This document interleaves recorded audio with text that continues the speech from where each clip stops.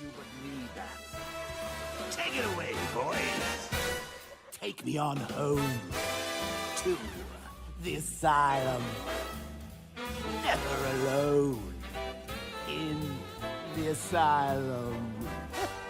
Anarchy ruled, it was wild, but through it all you never smiled.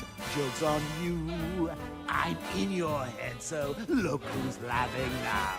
Remember in Arkham City, I killed your girl, so pretty.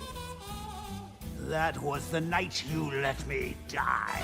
But when I looked you in the eye, that's when I knew we'd be together. Look who's laughing now.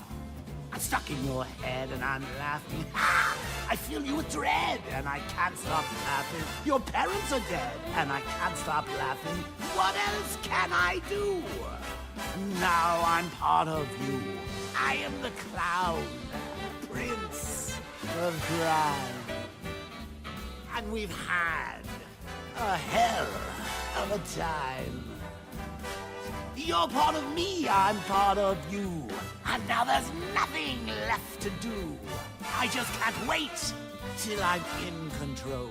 Who'll be laughing then? I drove you round the bend and I'm laughing. I'm with you till the end and I can't stop laughing. I killed all your friends and I can't stop laughing.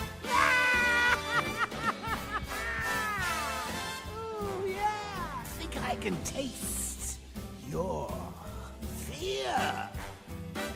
Now that my time is near, I'm in your blood, I'm so alive. I only wish you'd let me drive. It won't be long till I make you kill. Who'll be laughing then? Barbara's dead and I'm laughing. Ah! Jason Todd's dead and I can't stop laughing. I'm even dead and I can't stop laughing. What else can I do?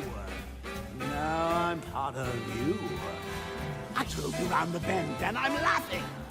I'm with you till the end and I can't stop laughing. I killed all your friends and I can't stop laughing. I'm cock-a-doodle-doo. All because of you.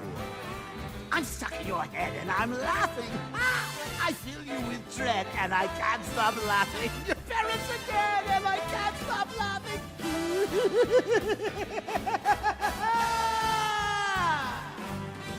I'm stuck in your head and I'm laughing. I filled you with dread and I can't stop laughing. Your parents are dead and I can't stop laughing. What else can I do? Now I'm part of you.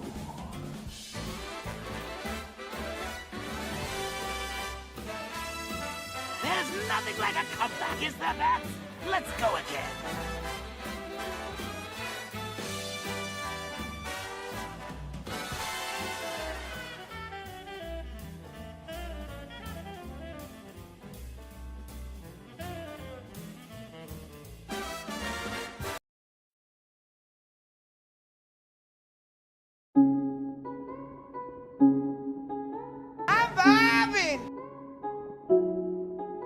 Shout out to the chess club.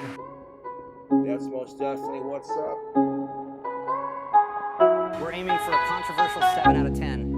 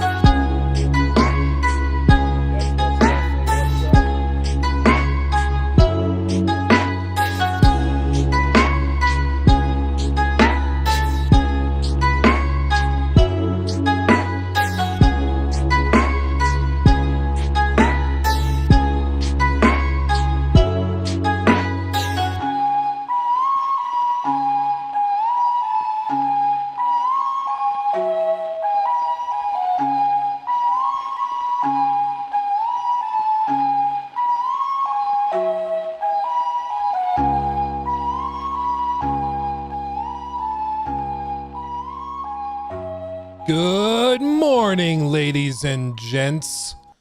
How are you? Are you feeling good? Are you feeling lively? I know I am. I know I am. Welcome. Welcome, one and all. Hi, good to see you. Let me get your lovely chats up on screen for everybody watching the highlights and the VODs. Of course, make sure to sub if somehow you're not subbed so that you can participate in chat. We had to turn sub-only mode on because otherwise we get flooded with all of those, like, do you want to hook up with elderly grandmas in your area bots? And they come in. And I love the information. I'm appreciative of them linking those websites. But there's a time and place, right? There's a time and place for elderly grandma hookups. And this is not it. This is not it. But what it is the time and place for is games and chatting and hanging and I'm vibing. And that's what we're gonna do. What's wrong with grannies? Nothing. I think actually, oh yeah, somebody was asking me where's grandma. She's right there. She used to be on the PC like right here in the other studio. Now she hangs out behind me. I might move her around, we'll see. But guess I'm in the wrong place then. Yeah, you won't last 10 minutes with Granny Sue, Granny Becky, whatever. I struggle to come up with granny names. What's a good granny name? Barb? Barb is a good one. That's a good one. I don't think I've met anybody named Barbara under the age of like 35 to 40. Dorothy. Oh, that's a good one. Dorothy's great. Yeah. Granny Reba. So I know two Rebas. One Reba is my buddy Caleb's dog. The other Reba is my wife's family. They're convinced that their house is haunted with a ghost named Reba. Because they say like, oh, sometimes the doors will open themselves. Sometimes the lights will flick on even when you weren't there. Sometimes you'll feel a breeze or something will get knocked over. It's the ghost. It's the ghost Reba. And I'm like, for one, ghosts aren't real. I can't believe I have to say that to a grown adult. Secondly, even within their lore, it doesn't really make sense because like they built the house that they live in and it was just like a flat patch of ground before that. So it's not like it's an old house that could be like infested with a ghost from somebody who died there or anything. Like, how does that make sense? I don't know. Yeah, faulty electric, drafty houses, and bad door frames. Thank you. Thank you. It's like, what's more likely? That there is an entire spiritual realm and that ghosts and life forces remain after death to do, not even like totally mess with you. Yeah, I can. Sure, kill it. Not even to like really mess with you, just to bug you enough where you're slightly annoyed. Where like, even though they are a demonic spiritual presence, all they can manage to do is maybe flicker a light or cause a door to swing. I'm like, at that point, like, I don't care. I really don't care. If it gets to the point where like the ghost can start choking me out, I'm interested. You know, then we'll talk. But it always is like, why is it that these mysterious things can only interact with the world in a way that can also be explained by totally mundane things, like a draft in the house or creaky doors or this or that? And also, why is it that the only people that ever seem to have these spiritual experiences are people who already believe it? If you're skeptical of it or you don't buy it, you never have those experiences. Isn't that strange? It's weird. They hide the TV remote. Yeah. Maybe the good ghosts are stopping them from doing more. Oh, so there's like a whole metaverse. Somebody should make a game of that. And it's just like you play as a good ghost fighting the bad ghost, trying to keep them from like swinging the door open really loudly, and you have to go and catch the door to keep it from swinging. So it's just a slight move. That'd be good. That'd be good. Rango, thank you for the $2, by the way. BGS dropping the ball today. What did they do today? What did they do today? I mean, I totally buy that they're dropping the ball because that is one of their specialties, but I think I missed something. Proto, also, thank you. Studio looks amazing. Are you going to change the camera angles in this new one? I think so. One of my cameras died in the trip from the old house to here, and this is one of the newer ones. I don't know why. I literally have no idea what could have done it, but no swapping of batteries, AC adapters, nothing will get it to turn on. It's just like fried. It's bricked. I don't know what to do. And I found a repair shop, but they wanted me to send it to New York, and they were like, we might be able to fix it, but we will charge you, I think it was like a $400 service fee. And I'm like, I got the camera used for like $1,200, so I can send it, maybe fix it. Like, I don't know if it even makes sense. Because if it's actually fried, they're gonna have to replace parts, and this camera's discontinued. So if you can find parts, they'll be stupid expensive, and that's if. You can't buy them from like direct from Sony anymore. So I think it's just, I'm screwed. I think I'm screwed. Anyway. Mom, I did do the dishes. The ghost probably dirtied them again. Yeah, exactly. See, ghosts can be useful. Oh, their show teaser. That's right, the Fallout show. Because it's Bomb Day, right? It's Bomb Drop Day, no Fallout 4 update, no Fallout TV trailer, WTF. I think there was a little bit of news. Didn't they come out and say it starts streaming in April? I think they did say that, but there was no big trailer or anything. I don't know. Dude, you should go back to how it used to be with screens in the back, kind of mix of old and the last aesthetics. I'm open to, I mean, we have a lot of space now. I've thought about putting like a projector to put textures and patterns and stuff on the wall behind me. Like on that wall, we could project stuff onto it. So either make it look like that's all on fire, or we could also project stuff on the back, like themed around whatever we're talking about or playing. I think that could be cool. Or we just do this really clean look. I'm not sure. As I filled it out, the noise has gotten better. It's still a little echoey, but if you guys can't hear it, then, you know, I guess it doesn't matter. You still have that liar in your cardboard layer? I do. He's up in the garage. He hasn't earned his right to come back inside. Rango, thank you for the 2. Yeah, Bomb Drop Day, no announcement, Fallout 4 or show. Yeah, what were they gonna do with Fallout 4 though?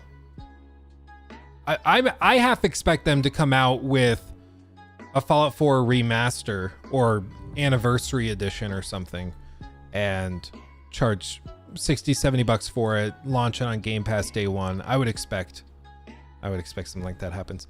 Jordan Marino super chatted $5.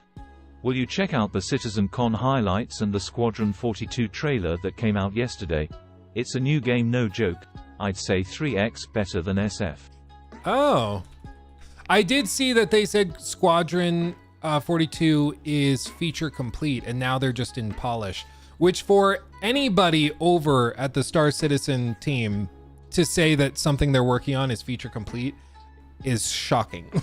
I mean, because they don't do that. Star Citizen 2023 highlights. Yeah, I'll add that to our list.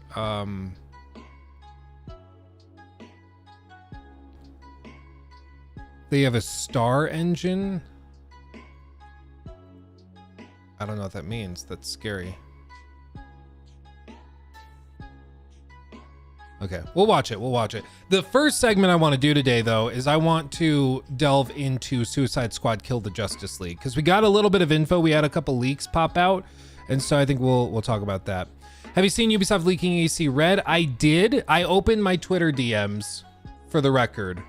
You're not guaranteed to get a hold of me, because I opened it, and within 2 days, I think I got 13 or 14 DMs.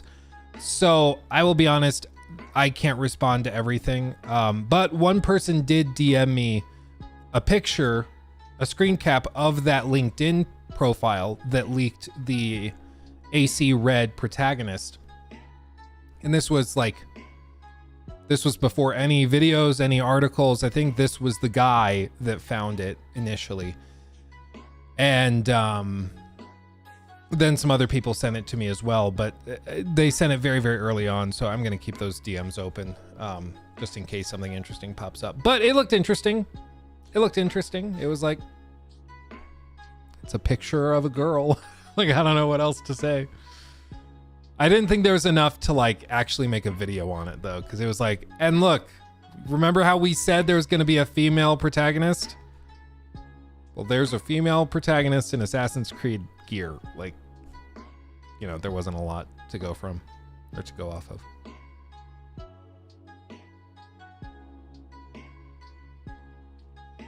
Star Citizen came out with a 24-minute Squadron gameplay trailer and ridiculous amount of new tech and the best map and character creator I've seen in the game. But watching the trailer is enough. The one I pulled up is the Star Engine demo. And then, let's see, is it the Held the Line video that you're referencing? I guess we can pull this up, yeah. Okay. I have that pulled up too.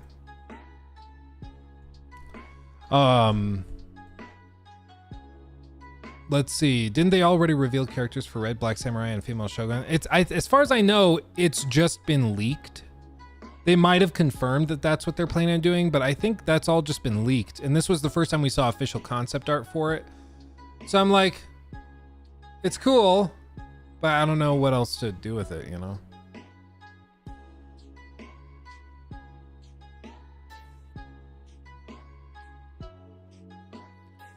Oh, and then somebody, yeah, close that. We'll get to that. I don't know if you're into Total War at all, but what's your take on the community essentially turning against CA? I mean, honestly, I'm shocked it's taken this long because I'm a fan of Total War games. I like them. The problem is that in order to enjoy them, you have to spend like hundreds and hundreds of dollars on DLC and expansions. It's just insane how much you have to spend just to get the feature complete game. I mean, I've been very excited. Oh wait, I've got to swap inputs. Hold on. I've been very excited for the new Pharaoh game because I'm big into ancient Egypt, as you guys know. But it's like, it's so just overwhelmed with microtransactions.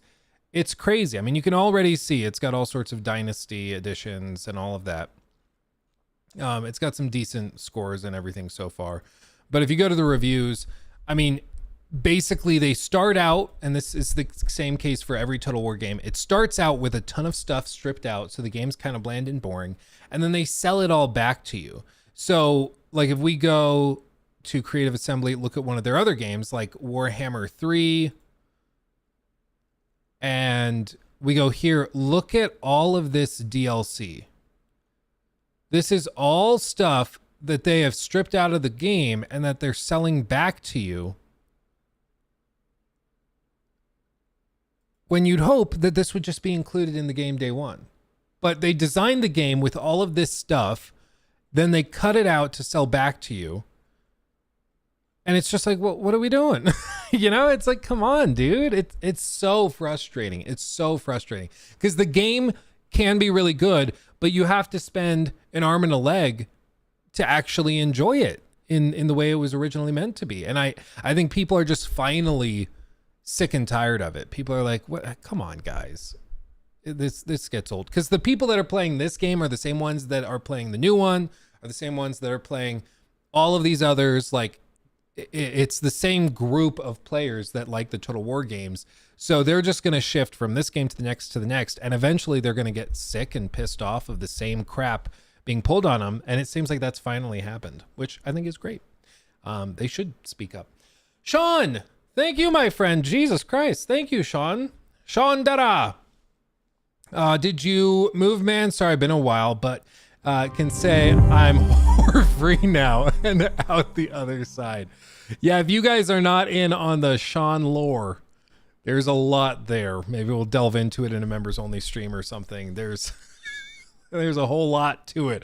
But Sean, I'm very glad to hear that you're through the thick of it, because I can only imagine how insane it must have been to deal with all that crap. So thank you for letting us know. I'm glad to hear that you're out of it. And a super generous super chat too, like Jesus Christ. But yeah, we moved. This is the new studio. We are settling in slowly but surely into the new house. It's just a slow process. I mean, we still have the garage full of stuff, and I think we just have to make one room at a time. Plus, this house has like 2 living rooms, so we have to get 2 new couches. We don't have a table for the dining room, so we have to get a new table, chairs, stools for the island kind of thing in the kitchen. There's like a lot of little stuff. We just didn't really, I mean, we knew we had to get it, but now that we're here, we're like, there's a lot of weird furniture we have to get. So we're getting there.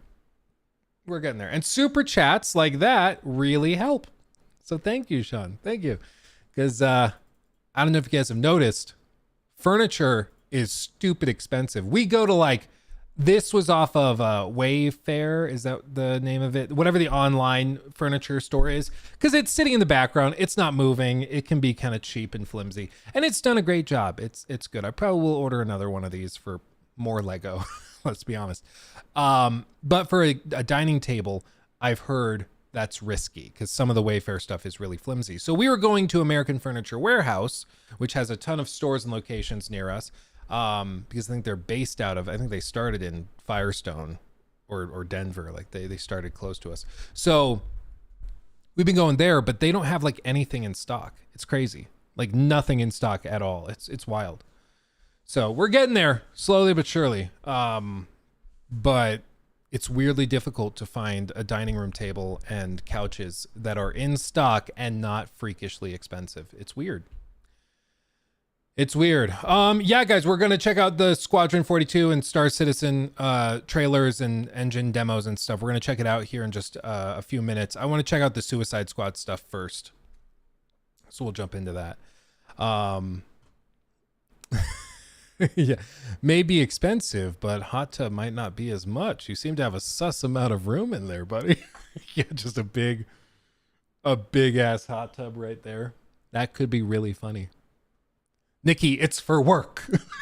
It's for work, Nikki. I swear to God. She'd love it too. I'm sure she'd be all in. I'm sure she'd be all in on it. Banjo, thank you for the 4 months. I'm not very knowledgeable when it comes to game news, but one game I'm super excited for is Clockwork Revolution. Do we have any news on it? Not that I've heard. I also think that looks super cool. That's the one that looks straight up like a spiritual successor to BioShock Infinite, and it looks fire. So I'm interested in that. The other one I'm interested in that we've heard next to nothing about is Judas, which is that one from the guy that did BioShock Infinite. So I think 2024 is going to be a wild year because I think both of those are supposed to be coming around that time in next year. So it's going to be interesting. I think next year might actually surprise us. There's going to be a good number of games, and I've heard rumblings, and I've been burned before trying to leak things. So I will remain painfully vague. So forgive me, because I know this is super annoying. But I've heard a good number of rumblings from various people that there are a handful, probably 4 or 5 games coming out next year from studios and teams you will know, that as of right now have not been given dates. A couple of them haven't been announced. So I think we're going to get some big surprises next year, which will be cool. And we should be getting a lot of Xbox exclusives as well next year. That's true. That's true. Hot Tub Luke and bikini streams. Well, did you guys hear what Twitch did? Twitch changed their rules, so now you can co-stream, but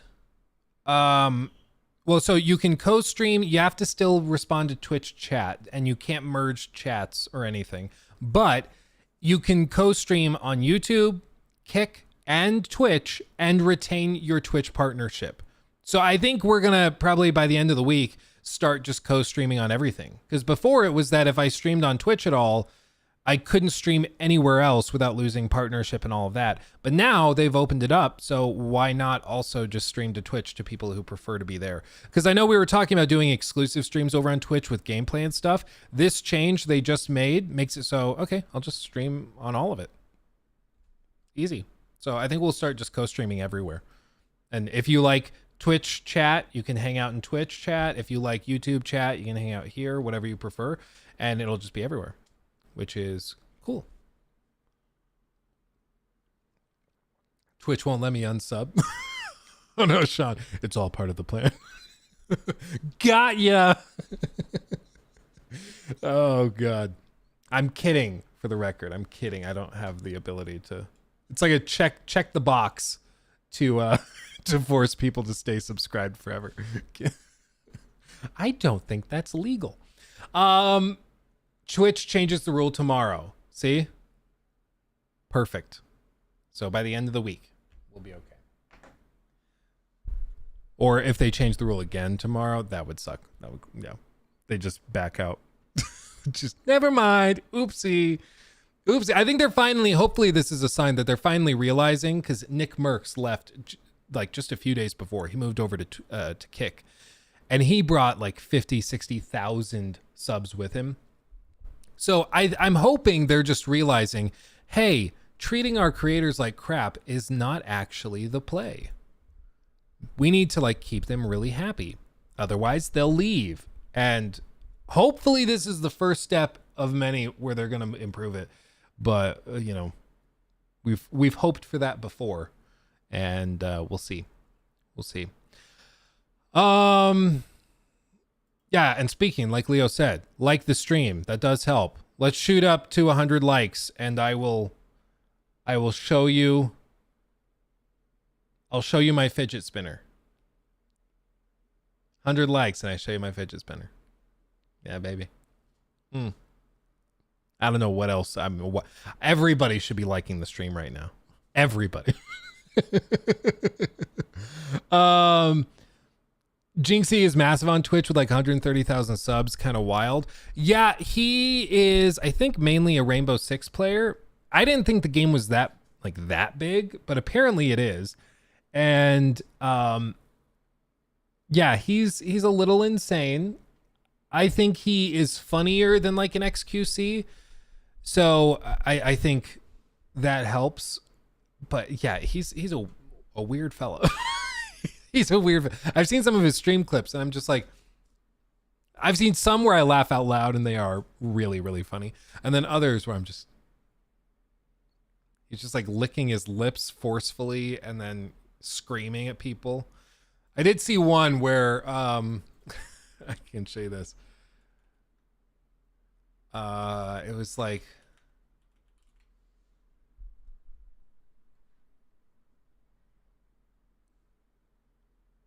I think it was this. Hold on. I think this is it. Yeah, what do we say? 6 out of 10?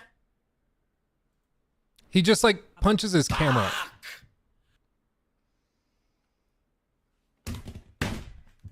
Fuck!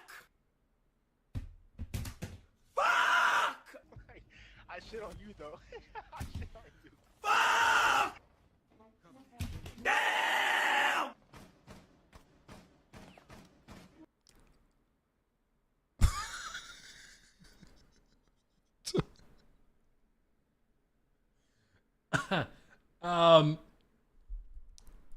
I mean, honestly, yeah, I think it's clip farming for one, because he's pushing for those TikTok follows and stuff. But I do think I saw one person claim that he's basically just. Yeah, I saw one person describe him as the white IShowSpeed. And I actually think that might be pretty accurate, because you can see like most of this content is just him making a weird face and then punching his camera. And granted, this is a compilation of just that. He apparently also is really good at Rainbow Six. He does actually play very, very well, as far as I can tell. So, like, I think he's got a bag of talents, let's say. But there is a weird, there's like a trend right now where some of the top streamers, most of their content is make a weird face and scream. And it works for them. It works for them. The danger with that is that eventually those communities grow up and, you know, that doesn't work as well anymore.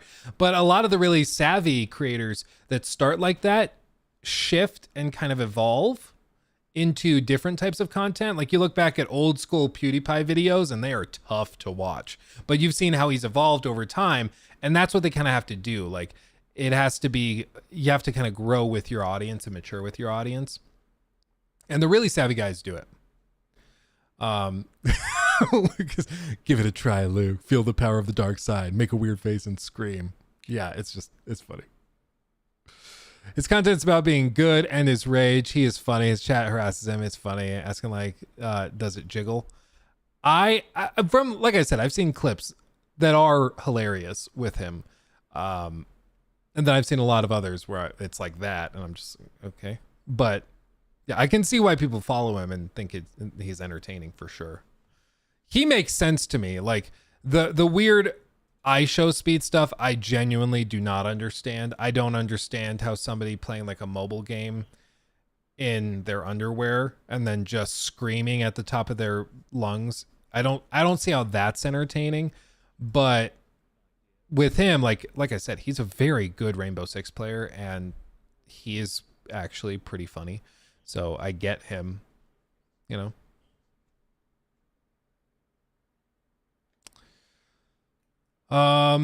Let's see. Justin, thank you for the super chat. It's gonna, right as I start reading it, it's gonna play. I swear. Watch. Justin, thank you for the super chat. 10 euros. Dilly dilly. Cheers, cheers, cheers. So, FYI, the Star Engine vid gives a good idea of what they discussed at CitizenCon over the 2 days. The Squadron 42 vid is similar to what BGS did for Starfield Showcase. Looks promising. Okay. Interesting. Interesting. We'll check it out. We'll pull it up here. I actually already have it pulled up, but we'll get to it here in just a second.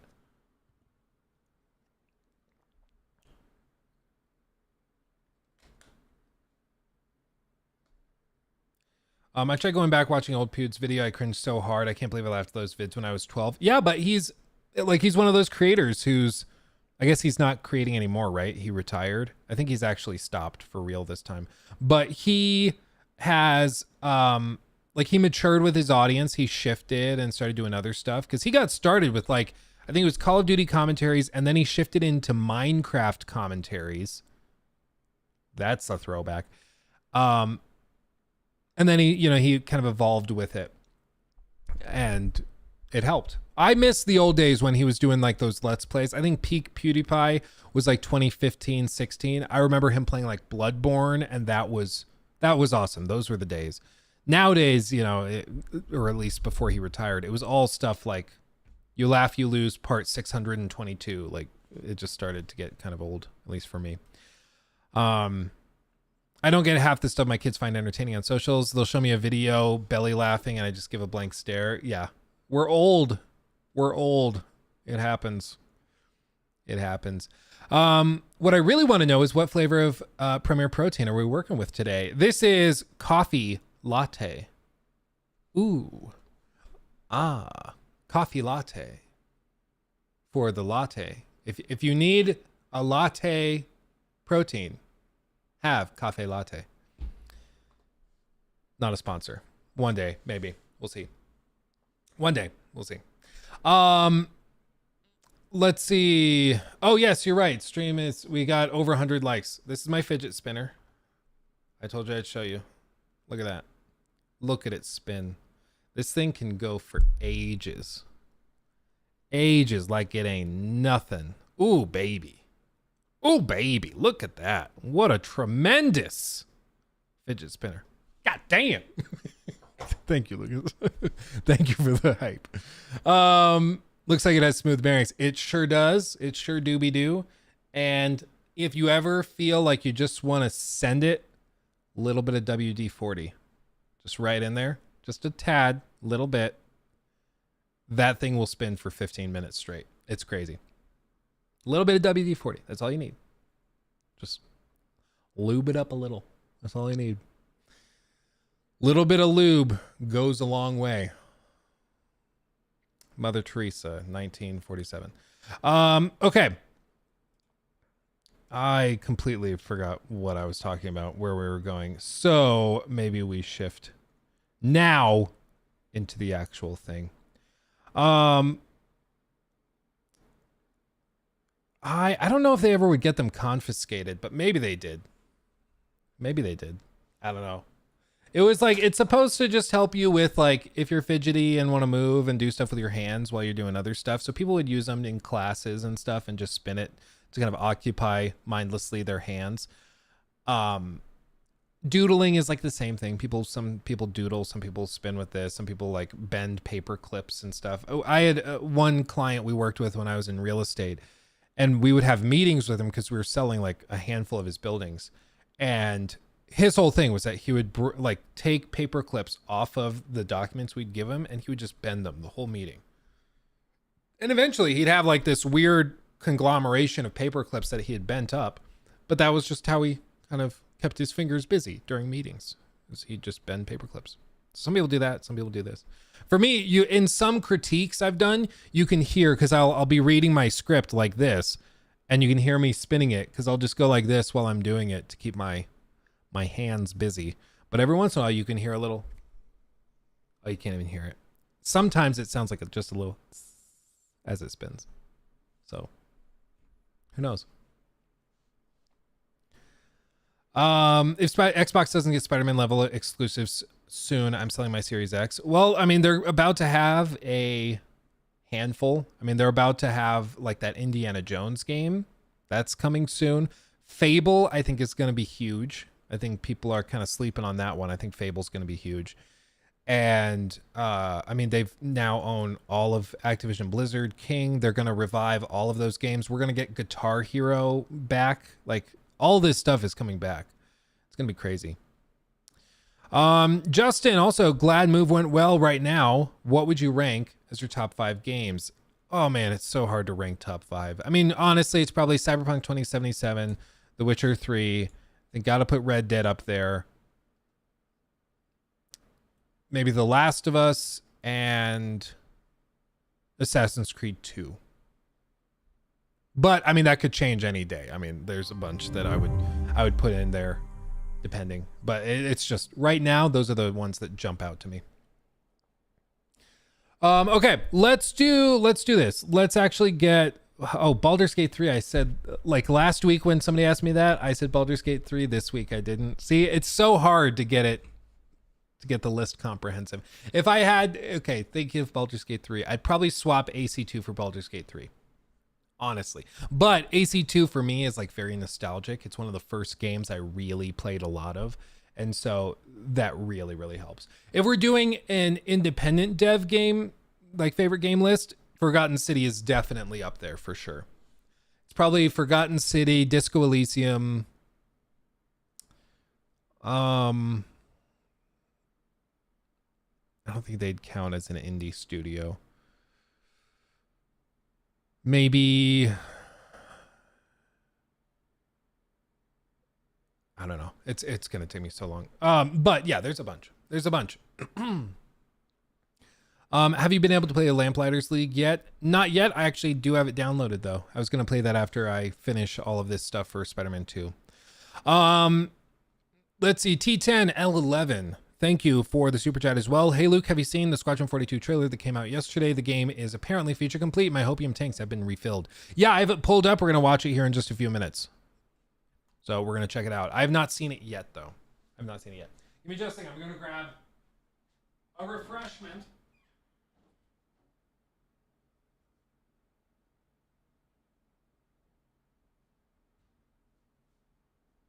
Okay. I got it. some medicine. Ugh. Ugh. You know what? If you don't make sounds when you sit down or stand up, try it. It feels good. It just feels good. It feels right. Feels right. And Justin, also, thank you for the 2. Sorry, I meant top 5 games just this year. Oh, just this year. I mean, Baldur's Gate 3, for sure. Tears of the Kingdom. Starfield, no. I honestly, Starfield, I don't think is it. I'm going to put Phantom Liberty up there because Phantom Liberty was so great. I'm going to count it as its own game. So that'll take number 3. What were some others that came out this year? It's just such a blur. There's been so many. Hogwarts Legacy was this year. You're right. Probably Hogwarts Legacy. I love me some Hogwarts Legacy. So that's probably number 4. And AC Mirage was okay. Jedi Survivor was so broken. Oh, probably Lies of P. Yeah, Lies of P was really good. So probably Lies of P. So Baldur's Gate 3, Tears of the Kingdom, Hogwarts Legacy. What else did I say? Lies of P and crap, what was the other one I said? I just said it. I don't know. Oh yeah, RE4 remake was there. Yeah, there's been a handful of really good ones, but it's just mix up. Oh, and Phantom Liberty, yeah. Phantom Liberty, you're right. Can't even remember my own list. So yeah, Baldur's Gate 3, Phantom Liberty, Tears of the Kingdom, Hogwarts Legacy, and I'd probably toss in Lies of P. I think that takes 5th, but that's close with a couple of other games. This year's been very, very good. Very, very good. Okay, so let's shift gears into this next topic, okay? No Spider-Man 2. To me, I just think like the more I've played Spider-Man 2, and I'm still playing some for this video or for these videos we're working on, the more I've played it, the more it's just, I don't even know how to describe it. It just isn't that exciting or interesting to me. Like, and to be fair, I am not a superhero nerd. Like, I just don't love superhero stuff. My buddy Michael, he will cream if he sees anything Batman or Superman related. But for me, I'm just like, I don't give any superhero games like any extra points. To me, it's just like, okay, it's just a setting for a game, basically. Whereas, like for me, if you set a game in ancient Egypt, it's like +1 to the Metacritic. Like automatically, because I just love ancient Egypt as a setting, you know, it's that bias I have. So for me, superhero stuff is just really overdone. And for Spider-Man stuff, especially, the game is very, very safe. And they do some stuff to try and shake it up over the previous games we've gotten. But frankly, the more I've played it, the more I'm just kind of like, I feel like I've done this before, you know? And the open world is so underwhelming. It's so underwhelming. And it's so baffling because that was the one thing everybody agreed sucked about the last game and Miles Morales, was that the open world was boring and bland. And they doubled down on it and did more collectibles and collectathon stuff. And it's so weird to me because everybody agreed that was a problem. Even the most hardcore fanboys of Spider-Man on the PS4 said it's an amazing game, but the open world is super repetitive, very Ubisoft checklisty, and they double down on it for this one. It's weird.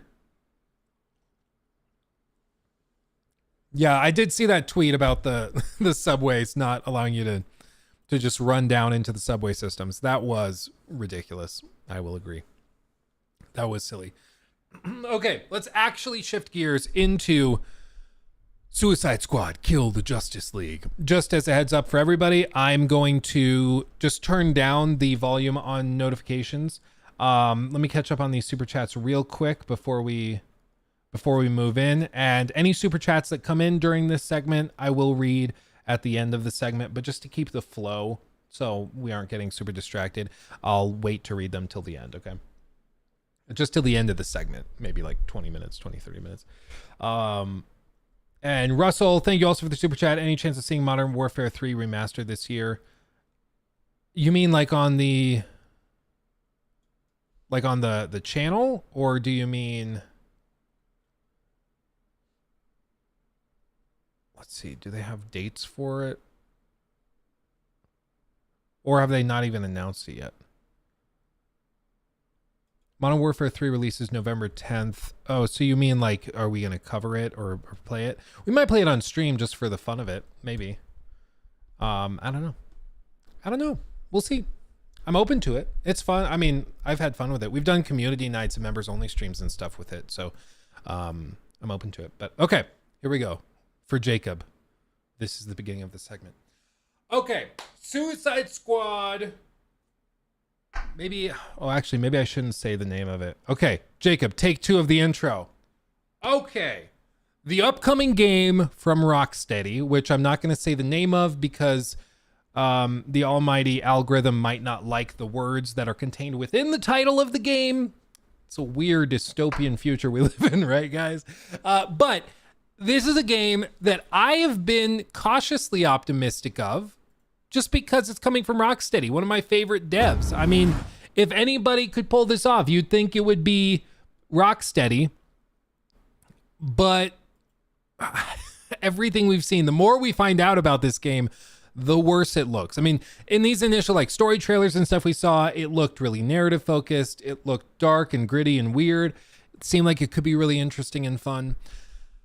However, as we've seen the gameplay, as we've seen menus, as we've seen kind of how this thing is built up, it's giving us very strong Gotham Knights / Redfall vibes, where it's a qualified team that is being forced to do a live service multiplayer game that they didn't really want to do, that is built around microtransactions and trying to get you to spend money in the game and buy the season pass and all that. And it just really sits weird with a lot of people. And the biggest thing that happened was this this gameplay trailer that dropped. And I mean, this thing was received horribly. This thing was like 95% downvoted. People lost their minds when they saw this. And it's because everything we had seen before this was like really dark, gritty narrative stuff. We hadn't seen what the actual gameplay would look like.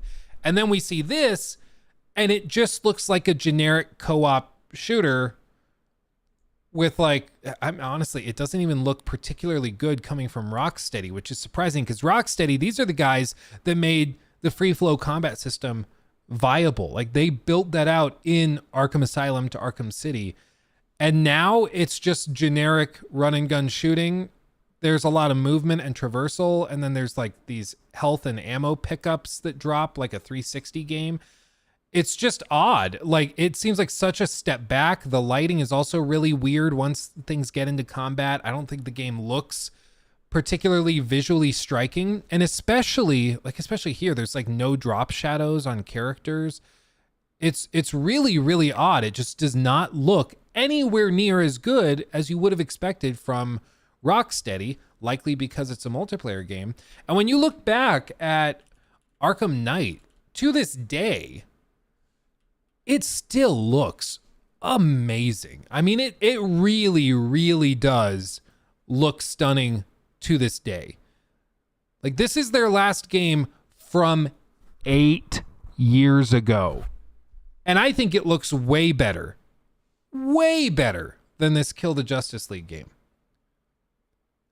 And so you're just left wondering, okay, well, so what happened if it looks way worse, if it seems to play worse, and the concept, in addition, isn't that interesting? What are we doing? Yeah, granted, the PC port for Arkham Knight was terrible at launch, but it's because they outsourced it to a separate team. It wasn't actually Rocksteady doing it, as far as I understand it. Was it Iron Galaxy that was doing it? I think it was, if I remember correctly. And Iron Galaxy was then responsible for a lot of other PC ports that ended up being terrible. They just have a track record of not doing a great job. But they on console, I mean, it ran great. And once they patched it, I mean, still, this is an 8-year-old game. This is going on a decade old. And it's still, I think if this launched today, everybody would be like, wow, it's one of the best looking games of the year. I really do think that this game still has aged so well graphically. It's insane. It's ridiculous. But then we go back again to the Suicide Squad gameplay, And it seems like this could have been a PS4 game. It feels like a marked step back. It doesn't even look as good as their last game from 10 years ago. And more than anything, just nobody asked for this. It's like Naughty Dog being forced to do an extraction shooter. Everybody's like, okay, well, like we'd rather just The Last of Us Part 3 or a new IP in the same style and cinematic approach as The Last of Us or Uncharted.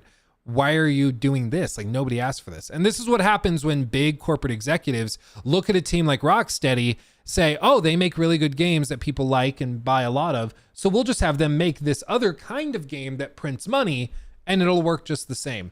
Totally oblivious to the fact that, for one, teams that are good at live service games are not the same as teams that are good at single player narrative games.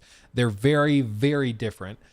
And secondly, the fans of those studios usually do not cross over. People who like live service games are not often the same ones that are spending tons of time playing through like The Last of Us Part 2 or Batman Arkham Knight. They're usually playing live service games with their friends and co-op and stuff like that.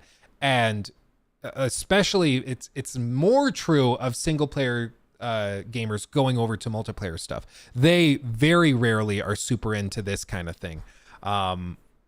So I don't expect there to be a lot of crossover, frankly, between fan bases of this. I think this is why the response has been so overwhelmingly negative, just because people are seeing this and like, what is this? We're shooting big purple glowing weak points. Like, again, what is this? A 360 game? The whole thing just feels really, really weird, really outdated, and more than anything, just nobody asked for this. But it does, in fact, get worse. I don't think they show it here. It does actually get worse, though. Let's see. Kill the Justice League.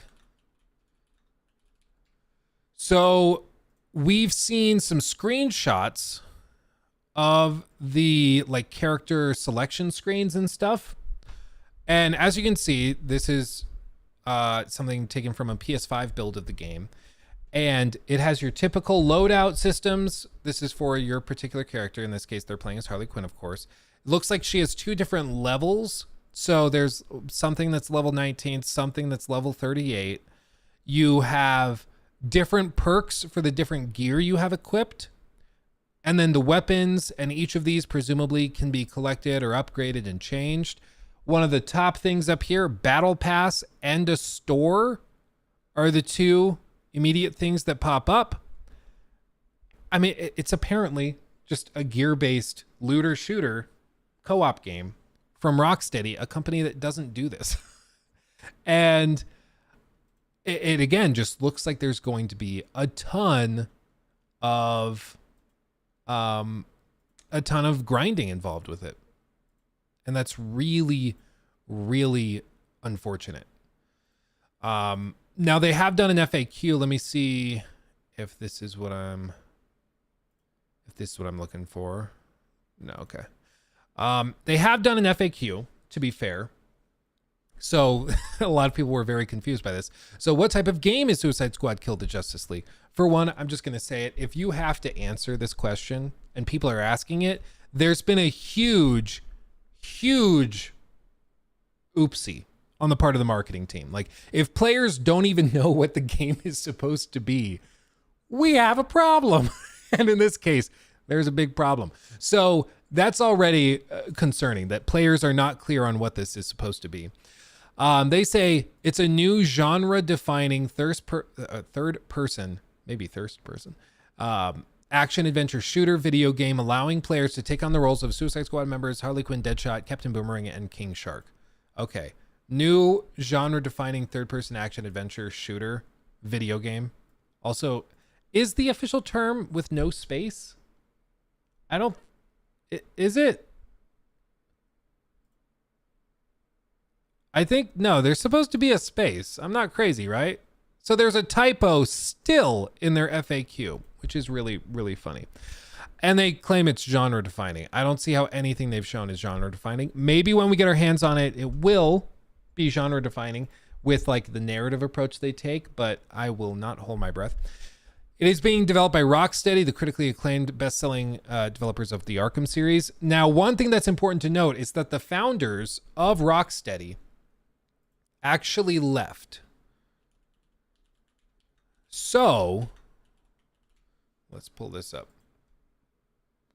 This happened just before all of this stuff happened, okay? These are the guys that founded the studio. They are the guys that basically created and honed in on the Arkham series and made that successful. And they left at the end of 2022. And when did this stuff drop? This was wrong one. This was 7 months ago in February of 2023. This is when I need that pop-up to come up with all the numbers and calculations and stuff.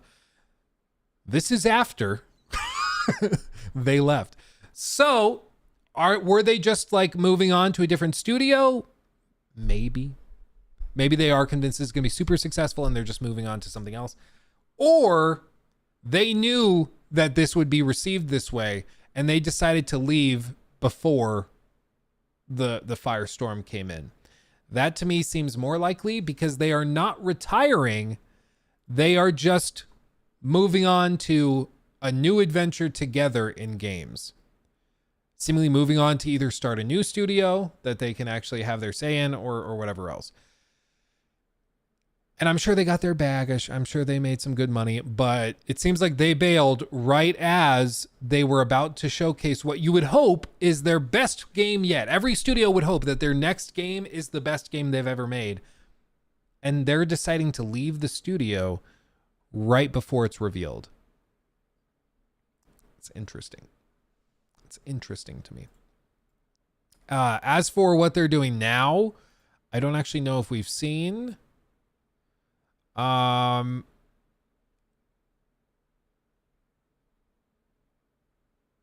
I don't think it's been. Let's see. This is his LinkedIn. Does it say where he's at? Oh my God. LinkedIn is so toxic. I'll tell you what. Yeah, it doesn't say where he's at. So who knows what he's doing? Who knows? We will see. But they left. So that was very, very interesting that the founders and a lot of other talent has left since this was in development. Because again, it's been 8 years since their last games. So very suspicious. Very suspicious. Who's publishing? It's Warner Brothers. Warner Brothers, same guys that forced them to put all those loot boxes in Shadow of War. Totally killed that game with the over monetization of it. So that's concerning. They also forced the other Arkham studio, Warner Brothers Montreal, to develop Gotham Knights. And I mean, we all know how Gotham Knights ended. So it was clear they didn't want to make a multiplayer game. They were forced to, and it ended up being a total disaster. When will it release? February 2nd of this coming year. As for why it was delayed, it was interesting. They showed off this gameplay trailer and people really had a very negative response. You can see they originally had it announced for May 26th of 2023. And then they delayed it by almost a full year, almost like 9 months, to February of this coming year. They claimed it was for like polish and stuff. Anybody who's hoping that this was to like magically rework the game, I think is delusional. I think their whole goal was to probably delay it, maybe actually polish, to avoid a Gotham Knights situation. And then also maybe they're trying to shift around the store stuff however they can to make it look better. But frankly, there's no saving this. The game's been built from the ground up to be a looter shooter. And Rocksteady fans are just frankly not that interested in that. So it's been delayed a lot. It's weird. It's coming to PC and the Epic Game Store. It will be on PS5, Series X and S. And let's see. They go through that. This is just standard stuff. Yeah, can players go through the entire game as the same character? Yes, you can go through the entire game as any of the 4 main characters. They can swap between characters when they're outside of active missions. Does it select or support local co-op? Co-op will only be available online with an internet connection. It will not support local co-op. It can be played solo with up to 4 players in online co-op. But if you play it solo, and this is something we saw in some of the gameplay that came out, you will just be matched with bots. So you'll be playing with bots, filling out the rest of your crew if, for whatever reason, you don't have people to play with. If you're lonely like me. Is an internet connection required to play? Yes. An internet connection is required to play solo or co-op. You cannot play it offline at all.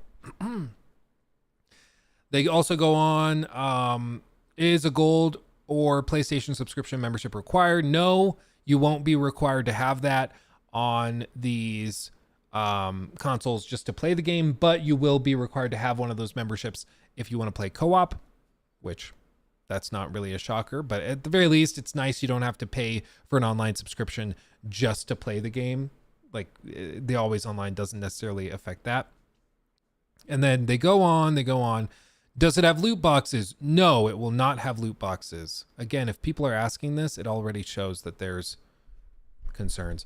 Suicide Squad Kill the Justice League will have a post-launch cosmetics-only battle pass system to earn new outfits, emotes, and other items to customize playable characters. Each battle pass will have free tiers available at no cost to all Suicide Squad Kill the Justice League players, along with premium tiers that will be available via an optional in-game purchase.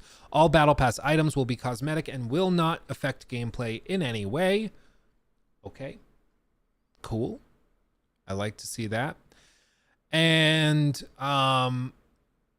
yeah, they'll be targeting 60 FPS. PC will be different, but they're targeting 60 FPS, which is maybe why we've seen the visual fidelity drop so much since Arkham Knight. And they plan to have post-launch content, new missions, new earnable characters available at no cost. Okay. All of this is kind of a bummer because, again, it's just not what we were hoping to see from this studio. Again, the best example would be like taking a Naughty Dog, this hits close to home, and forcing them to make an online multiplayer game. It just doesn't really work. And we've seen it because the guys from Destiny went over, met with them, saw the game, saw The Last of Us Factions, and basically ordered PlayStation to put it on ice because they were so unimpressed. They thought it didn't have the stuff to keep players engaged long term. They didn't think it was going to be profitable enough, and they put it on ice. They were like, nope, this just doesn't work. And it's, again, because teams that make live service games are different than teams that make really good single player games. They're not the same thing. One prioritizes the player experience over everything else. The other is built to milk you. And they're just different, okay? It doesn't work. It doesn't work. You can't just have that good team that made The Last of Us also make Call of Duty and expect it to do well. It just doesn't work. It doesn't work. So it's been kind of all quiet for the last good bit.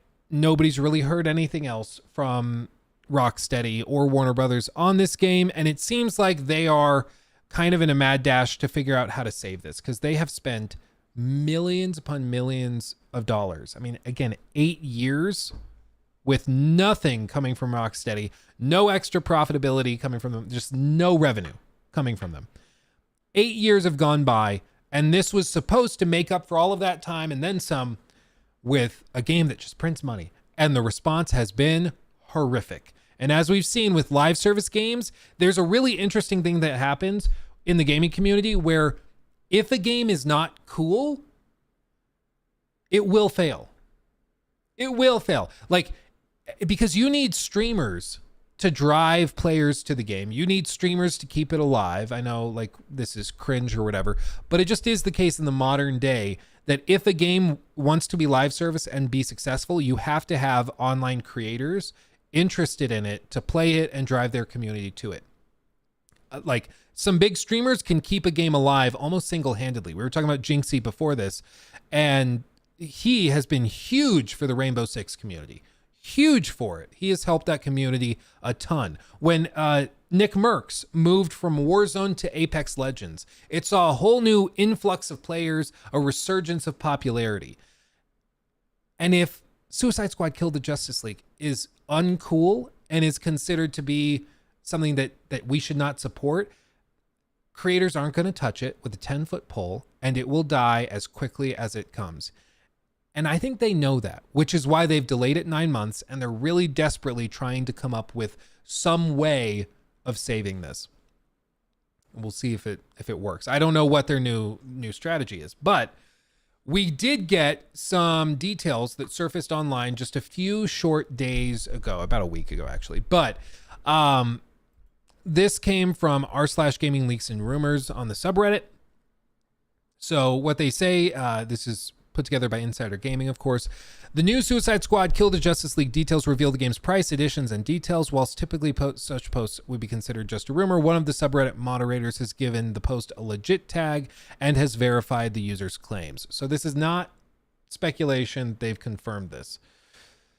According to the leak, an internal, not final, trailer of the game was shown at a trade show, revealing that 2 versions of the game will be released. The deluxe edition will cost £100, so probably $120 US, 110, 120, depends on how they price it, and will grant players access to the game 3 days before the official release. Gotta love that early access, baby. In addition, players will also get battle pass points and extra costumes. That's not really a surprise. The Day One edition, on the other hand, will cost $70 and will grant players extra costumes. I mean, so I guess if you pre-order, I think Day One edition, they mean the pre-order edition. So if you pre-order, you get extra costumes. Otherwise, you'll just get the regular game without that stuff. Details on the game itself include real-time weather, stated in the behind-the-scenes trailer, day-night cycle, Metropolis is twice the size of Gotham in Arkham Knight. Night is misspelled. That's funny. Rocksteady is working on 1 year of extra content. Just 1 year, which I find a little interesting. They state clearly you can play the game co-op online or play it all solo and switch between the 4 different characters. Again, always online. Has to be always online. The trailer makes a point that the players should play how they want to, makes a point that each character has distinct traversal and distinct combat. Deadshot is gunplay and the others are more melee focused. This reminds me of Gotham Knights when they showed like the seismic fart animation for Red Hood or whatever, and like that was his special traversal mechanic, is that he can leap and just every time he leaps. I don't see how this is like super interesting. Yeah, like Harley Quinn can swing, King Shark, K. Rool, whatever, he can leap, like cool. I don't see how that's supposed to sell me on it. They have no details on microtransactions or XP or anything games as a service. Shocker, they don't talk about that much. They don't really want to dig into that. It's just, I think when we eventually see the trailer, because often what happens is that they'll cut these trailers together, they'll show it at a trade show, and then they'll wait a few months, and then that same trailer comes out for viewers or for regular people, normies like us. And the same thing happened with like the behind the scenes thing we saw of Cyberpunk 2077 back at E3 2019. We saw behind the scenes and behind closed doors, and then like a month or so later they dropped it as a trailer, just cut up and made a little flashy, just not as a full like half-hour demo. And so this is pretty normal. Of course, you want to reuse the stuff that you've already cut together for media. So I think we'll see this trailer eventually. I don't think that's going to win anybody over, though. Coming out and being like, yep, it's going to have a $120 deluxe edition for 3-day early access and some costumes. And I think this is going to be a royal shart show. Maybe the game's amazing. And like, this is the other thing that I want to try to do. Like, I want to be fair. Okay. Let's hop off of the hype train or hate train, whatever it would be, and just talk about this. Okay. Is Rocksteady theoretically capable of making a pretty good live service game? Yeah, I guess so. I think technically they are capable of it. I think Suicide Squad could come out and potentially be a 7 or an 8. I don't expect it to be a 9 or a 10, mostly because already from what we've seen, like I've said before, what they show in trailers is usually the best that they have. Because why would you show the worst or like mediocre gameplay when you're trying to sell people on your game? You're going to show the best stuff. So if this gameplay is the best that they have, I'd hate to see what the worst is like, because this looks pretty lackluster and mediocre, shooting little weak points on tanks and stuff. Like, if this is the best that they have, I'm really worried for the worst. So, based on what I'm seeing here, I don't see this thing scoring above an 8, and that's assuming that like the narrative is really, really good. That's assuming that there's huge cinematic encounters, that it's not super repetitive, that there actually is a really robust combat system here. That's assuming all of that stuff, which is not necessarily a given. Because again, Rocksteady has only ever done the free flow combat system stuff with like the Arkham Knight games, or Arkham Knight, Arkham City, and Arkham Asylum. This is very, very different. And as we've seen plenty of times before, when studios try something very, very different for the first time, often it doesn't end super great. So I'm guessing this thing does no better than an 8, and that's best case scenario. More likely it's a 6 to a 7. And setting all of that aside, even if like this was in a genre I was hyped on and I liked, even though hype makes you stupid, check it out, links below, I still don't think like this is what I want from Rocksteady. Like even if I like live service games and I was looking for something new to play with my friends, I am still so freaking bummed that this is what they've been forced to make after 8 years. Arkham Knight was a triumph in a lot of ways. It was a blunder in a lot of other ways, with like the double down on the bat tank. But there was no doubt that Rocksteady was one of the top developers in the world. And this looks like it could have come from Ubisoft. Like it does not look like it was coming from one of the top 5 developers in the world. And I get the feeling that that's maybe why Jamie Walker and Sefton Hill left right before they revealed all of this, because they've seen that this game is just not something that they're super proud of, and they probably didn't want to put their name on it. They said, yep, we've been at the studio all this time, but we're going to leave before this launches, because they knew what their fans wanted and they knew that this wasn't it. Or maybe it's just a coincidence. Maybe. But the whole thing stinks of corporate intervention, corporate screwing with to try and force a narrative studio to produce a live service game. And once that funk has overcome a studio and a game, it's next to impossible to shake it. It really is. Sometimes there can be like, the No Man's Sky situation where they come back and win everybody over because the game is so amazing. But live service games are made or broken on the first like month of participation, because server costs and infrastructure costs are so high for live service games that if it's not profitable within the first month, the executives will just gut it. They'll just cut it out. And we see Rocksteady is planning a single year of support for this. That to me suggests that they maybe are banking on this not being super popular after a year. Which for a live service game is actually not that long. So I already get the vibe that they are not super, super confident about this. And the 9-month delay was really, really weird, because what they showed in terms of gameplay looked polished enough. Like it looks like it's running steady. It definitely is clear they're targeting 60 frames, but visually I think it's pretty lackluster.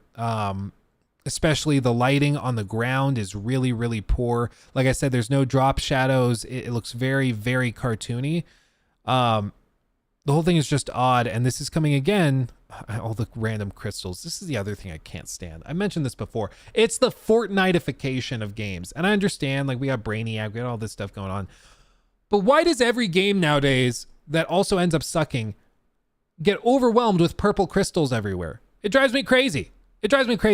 It's everywhere. Even Far Cry 6 did it with that expansion DLC thing they did, which was all about like these purple crystals and warp and stuff. Like it's so weird. It's so weird to me. But they double down on purple crystals, and here they're doing it too. It's almost like what is the term? What is the term for it? It was I'm gonna ask ChatGPT. What's the term for colorful animals and fish signaling poison? Let's see, there's an actual term for it. The term for colorful animals and fish using bright and conspicuous coloration to signal their toxicity and unpalatability to potential predators is called aposematism. Aposematism, okay? In the gaming space, there's also aposematism, where if you see bright purple crystals, it means the game is poisonous and toxic and you should not mess with it, okay? It's funny because I also heard this, somebody used the same thing. They're like, have you seen the, like, all those people in college? Yeah, this is it. Aposematism, yeah. Away, apo, from the Greek, apo means away, and sematic means sign, so aposematism. Yeah, so if it's colorful, it's poisonous. Don't eat it. And in the case of games, I think it's the same thing. If it's too bright, flashy, and colorful, it's probably a sign that they're trying to cover up something else. And I've also heard people say this about, like, those people you meet in college who have the hair dyed blue and pink and purple and green. If you see that, aposematism, stay away. Ever since then, I could never. Every time I see somebody with, like, very brightly colored hair, I'm always like, oh, nope. Oh, that's, you know, in nature it's true. In college it's especially true. Yeah, red flag. So all of this to say, like, I hope that Suicide Squad surprises all of us. I really do hope that they pull it off and just blow everybody away. But I just don't see a world in which this pulls through. Like, I just frankly don't. I don't know how they manage it. I think there's, like, in some alternative universe, they show off some more trailers that really showcase it as a narrative heavy game, and that probably wins some people over. But once you start playing the game and it's a looter shooter co-op game, I just don't see many people wanting to double down on that. You know, I don't see how this works out. I think the 3-day early access will be interesting. I don't know how many people are going to be buying that. There's been rumors of Xbox trying to get it for Game Pass. I think because there were those leaked documents, or the documents that came out during the FTC thing, that showed how much Xbox was thinking they would have to pay to get it on Game Pass day one. And it was something egregious. It was like $250 million or something. And I would guess, as far as I know right now, it's not coming to Game Pass day one. And I would guess if they're smart, they probably shouldn't pay that, because I don't think that many people are going to be that interested in it. If it comes to Game Pass day one, I think you're going to see an overwhelming number of people that just tried on Game Pass for like an hour and are like, because tonally it seems all over the place, and graphically it's a huge downgrade over what they did 8 years ago. In terms of like mechanics, again, it just doesn't look very unique. It looks like Sunset Overdrive mixed with, I don't even know, Brawl Stars. It's just something outrageous. And it just doesn't look very even fun at its core. And that's, if it is fun at its core, if it is actually a great game, and you know, we're all just completely confused, there's still a problem, because they've done such a terrible job of communicating what the game even is. They had to do a huge FAQ to try and explain, with the top question, what type of game is it? People don't even know what kind of game it's supposed to be. That's how poor of a job they've done with communicating that. And I just don't see that magically changing, or them magically figuring out how to market this. The 9-month delay might help it, but a 9-month delay is huge. And maybe they're hoping that just being in February, everybody is going to be bored and have nothing else to play. So they're going to try and toss it in there and see if that helps, which it probably does. I mean, in May, I don't know what else was mean, we had Redfall, I think was that late April, early May? I think it was early May. So they could have overwhelmed that. But it's just odd. It's odd. So I would guess that this is probably going to be a bit of a floppy flop. And in February, we're going to have a really good time checking it out and laughing at it. I don't expect to get any review codes or anything, which, you know, anybody who says like, oh, Luke sucks up to publishers to get review codes. Like, I'm putting this video and this highlight out where I'm like, no, it's going to fail. It looks terrible. Then I'm going to go to them, see if I can get a review code. Like, we'll see what happens. If they give it to me, great. I'm willing to have my mind changed. But as for right now, I don't see it happening. I don't see it happening. Nothing like a February flop. Yep. It's the month. It's the magical month of flops, unfortunately. Unfortunately. Well, and this is the thing. Like, if I go into this critically and I'm like, hey, right now I'm not sold on it. I'm very skeptical of this actually pulling off and being something good. And then if I make the review and I come out and I'm like, actually, guys, it's pretty good. That's going to mean way more to you than if like somebody who's been sucking up to it this whole time is like, oh, actually, the game's amazing. It's like when you see a Colt Eastwood review hyping up an Xbox game, you're like, okay. Well, and the sun, like the sky is blue and the sun is shining. Yeah, that's no shock. You're going to say it was great no matter what. But when you look at something skeptically and then you come out and you can be like, actually, guys, they assuaged my fears, my concerns. It's actually really good. That means way more. Way more. So we shall see what happens with it. But what are you going to do? What are you going to do? End of segment. Okay, let's catch up on these super chats real quick. We just got 2 that came in. Thank you, Unscripted, for the generous super chat. Shameless plug. I followed you for a while, and it's such a vibe to see what you think of our vids. Blizzard, Honest Con. Love you, love ya. Almost added a word there. Love you. Also, love you too. You did a Blizzard, Honest Con, really? Because Unscripted is the guy. They're the team that did that hilarious video with Todd Howard, and like we clipped a bunch of stuff for it. We're aiming for a controversial 7 out of 10.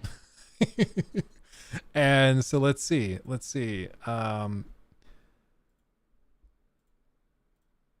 Okay, should we see this? We'll watch this real quick. I can do this unscripted because I know your videos are great. Okay, let's see it.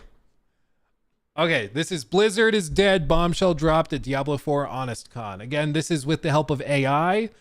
The team over at Unscripted has been able to put these little things together. And again, seriously, go subscribe because these videos are amazing. We'll have the video linked below. Let me do this real quick. I'm going to post this just in the chat real quick so you guys can go sub right now. Give them a view because these videos are amazing. Okay. So here we go.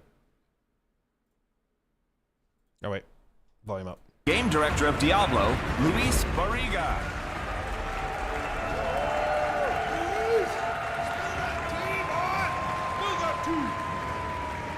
Blizzard is dead. Already off to a good start. And soon I'm not going to be employed here. I want to thank all of you for coming, and a big thank you to Honest Con. I know you all want to hear about the game, so let's get to it. Diablo 4 is darkness, world, and legacy. Let's start with darkness. With Diablo 4, we want to put monetization front and center. We want every battle pass to be filled with useless crap you think you will care about. And just as you think you're starting to enjoy your character, we'll drop a patch that shits on every build. This game is a live development masterclass. On launch, alpha testers can join us on Battle.net, followed by the beta testers on Steam. While we appreciate your feedback during our apparent attempt to develop the game, feedback will never have any direct impact on development. This is darkness. Then we have World, also super important for Diablo 4. Here we have taken 0 risks, and it shows. Whether it's mindless world events or just trying to organize your stash in another generic godforsaken outpost, the world is both boring and overly complicated at the same time. The biggest problem with Diablo 4 is that it'll make you want to play Diablo 3. And finally, legacy. We took a shit on it. Remember, this ain't your mama's Blizzard. Now hold on to your loot boxes. Spooky church. Shut up, bro. We're going inside. Hold on. I smell guano. Big Lil in the house, yeah. Oh! Lily in the house. Bang, bang, bang. Blessed mother save us. Rock a tang, tang. See the queen of chaos, ruler of the night. Automatic in her hand, ready for the fight. Oh my god, I didn't even realize they did that. Load my gun, walking in my ship. Isn't this fun? Gonna pop your ass. Yes, it's me, Inari. And if you want your cables managed, let's get serious. I didn't realize they added her as an You see operator. what they're willing to do for money, and this is completely out of the developer's control. Okay, so where does this Wow. leave us? And how can we sum this up as simply as I can fix her. They are relying on your nostalgia for a game company that no longer exists. And they're not going to stop. The only way for you, as the fans, to get out of this nightmare is to accept that Blizzard as you know it is dead.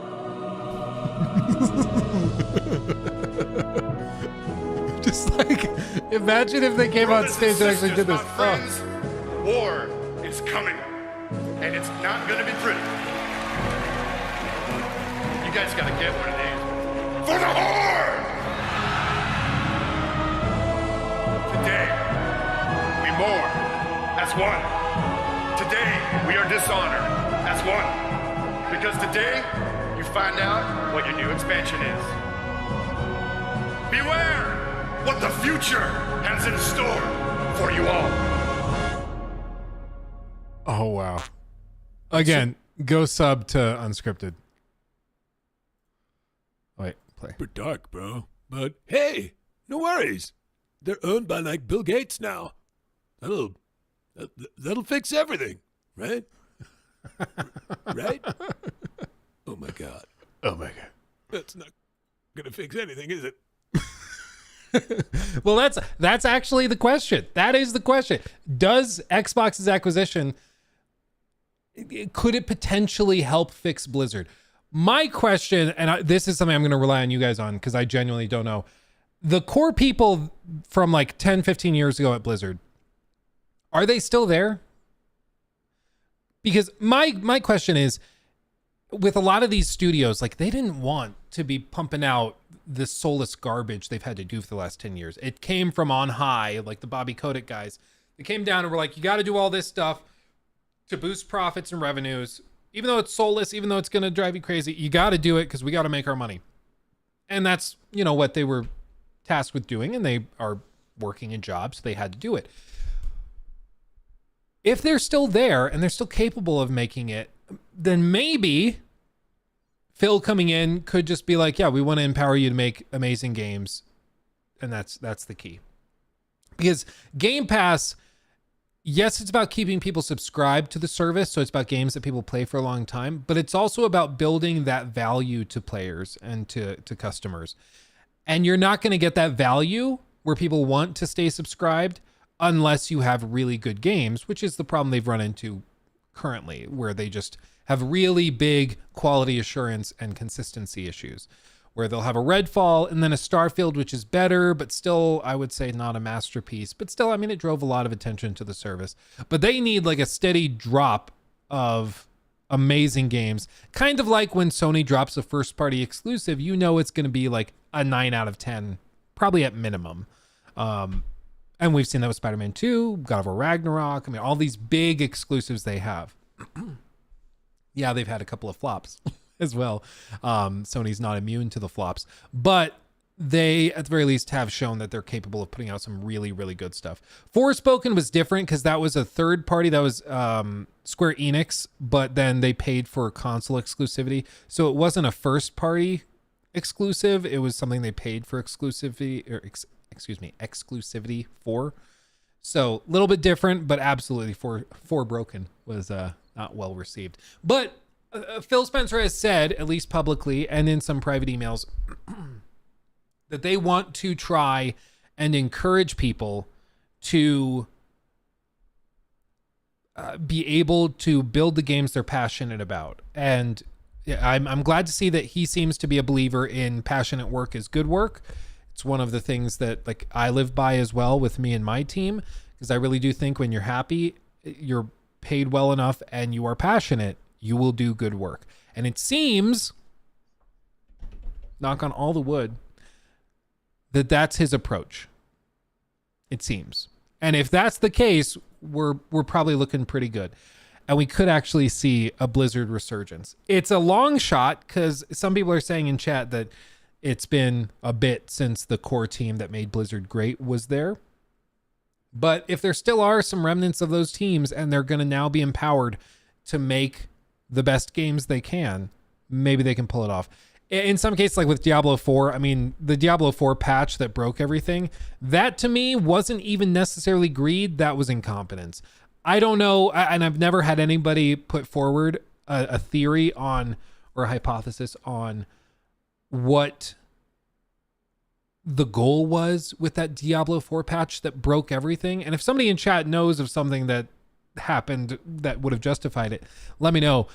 But as far as I can tell, the patch just broke everything, pissed off everybody, and they got nothing for it. At least with like some of these games like maybe Fallout 76 or with a Redfall, you know, you can see, okay, yeah, it's terrible, but it's because they were trying to push these microtransactions. They're trying to push Fallout first. They were trying to push all these other things. But with this, I honestly have no idea what the game plan was. Like, it just seemed to piss off everybody and do nothing to earn more money, you know? So I don't know what that was about. I think that was just them making a big oopsie that kind of killed their own game, even though it launched really well. It launched with like 91 on Metacritic. People loved it. Then they just totally blew it. Totally blew it.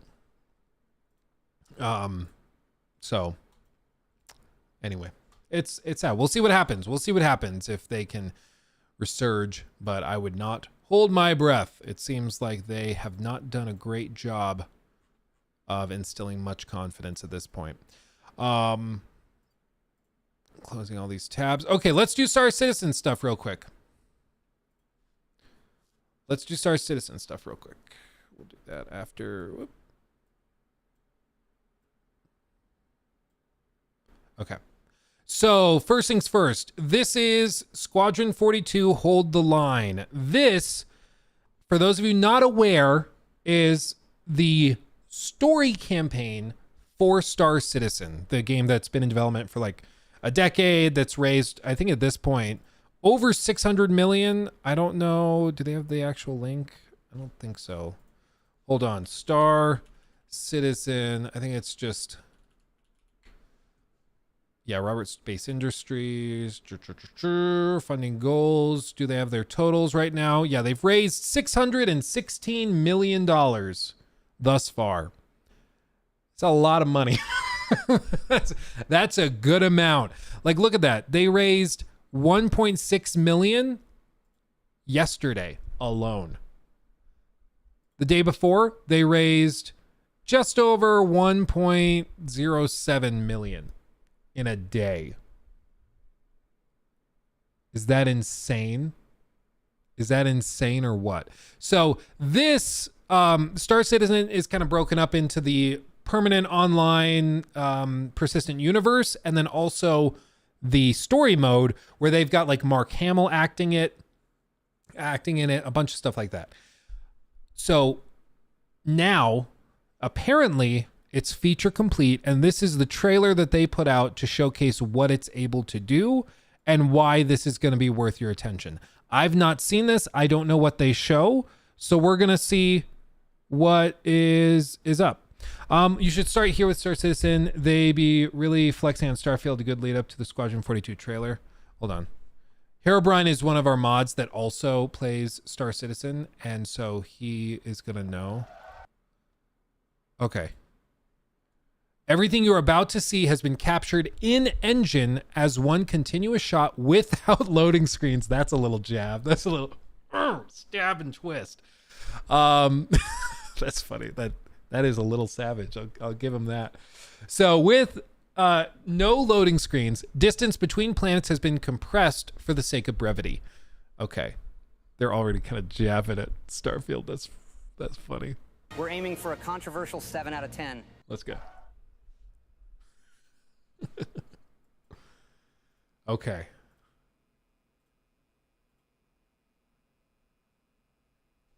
So this long fade to black. Okay.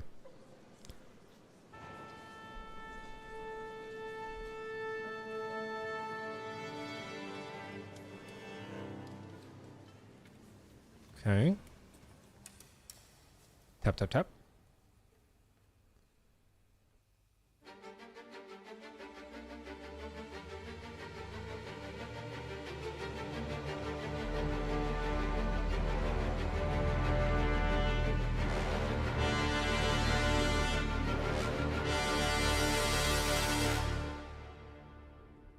Okay. So this is not pre-rendered. This is all running in real time. No load screens. Solar system sized game spaces, which is true. You can play it right now, and it is solar system sized spaces. 64-bit large world coordinates engine. No idea what that means. I'm going to be honest.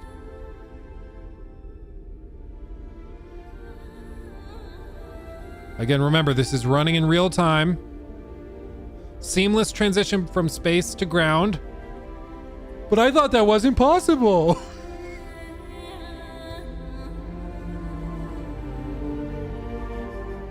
Fully explorable planets without loading screens or boundaries. Stab and twist. Space station, love it.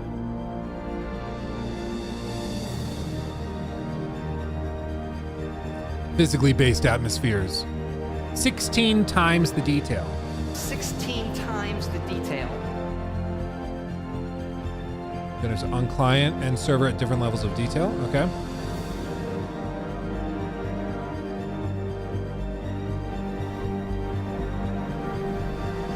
New Babbage. Best name for a city ever.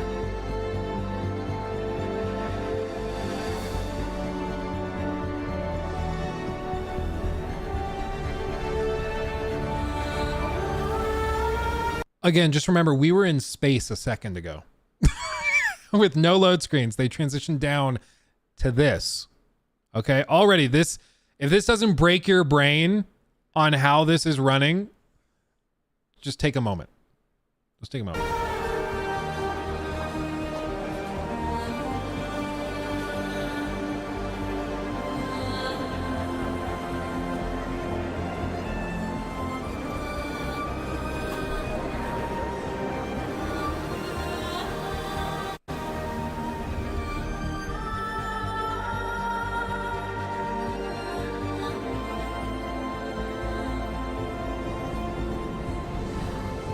Physicalized frozen ocean. I don't know what that means, but doesn't that just mean a frozen ocean? Gotta take the light rail.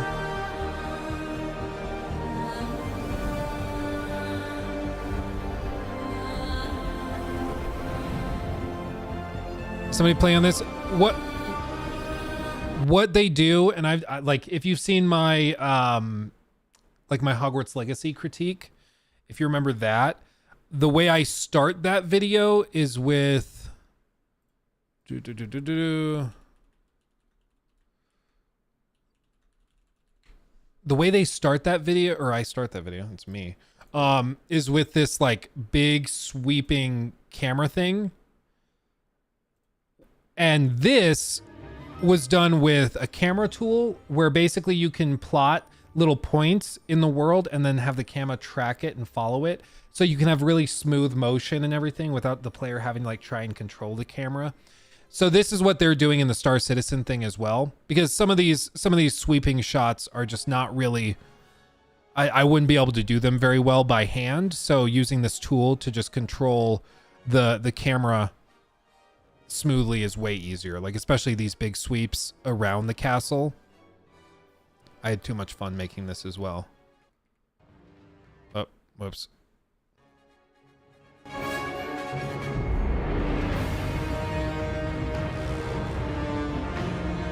So it's the same tool they're using, basically, just in their tool set. But it's still running in real time. It's still in the game. It's not like a pre-rendered cutscene or something. So hopefully that makes a little bit of sense.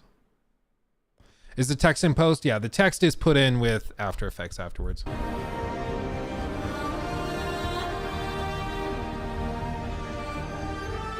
But you see, it's still running real time.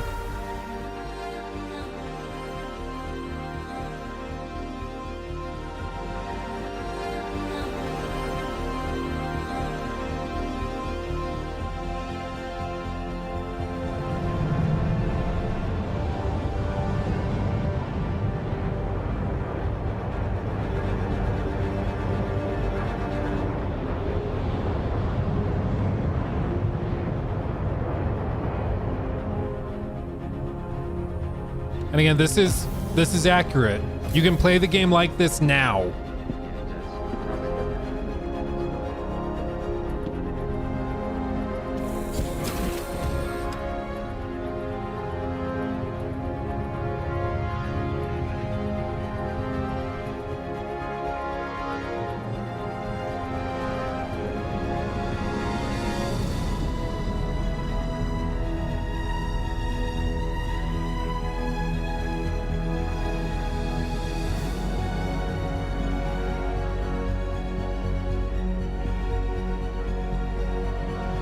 Generate those biomes.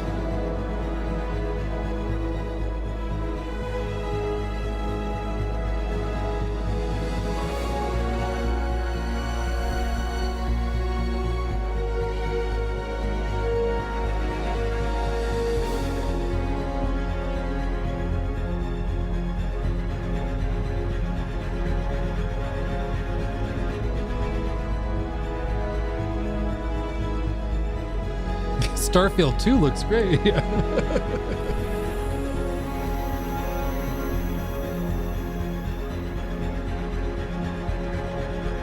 Remember when we were saying that, like, after you've played Star Citizen, Starfield feels really, really underwhelming? This is why. Like, this is why. You're seeing it now.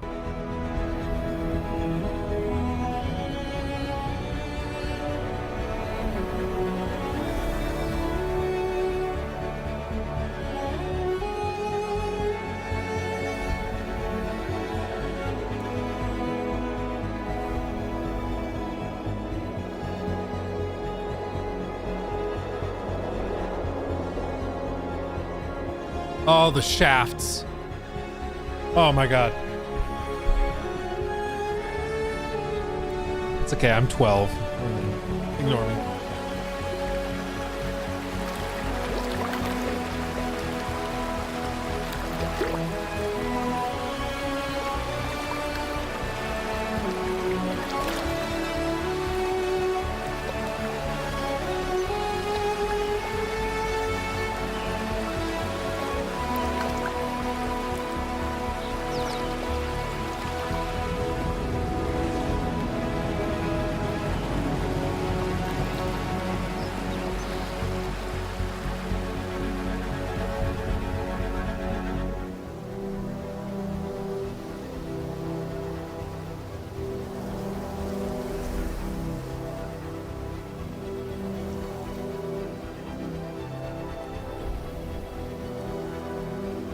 I don't know what hardware displacement means. I have no idea.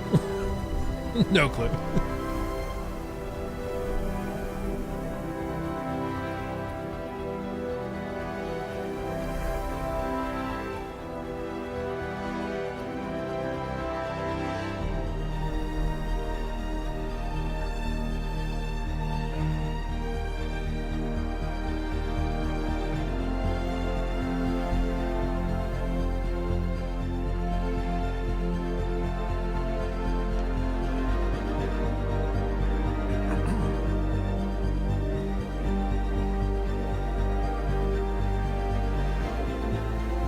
Dynamic planetary wins.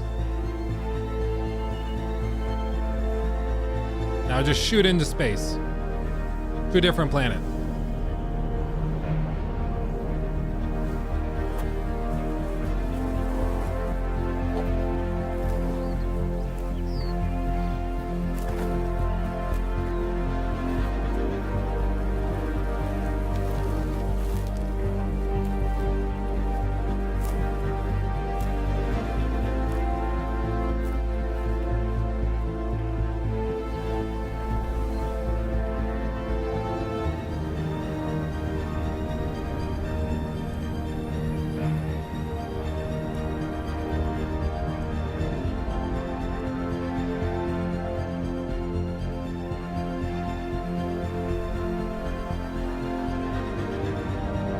Sweep that camera.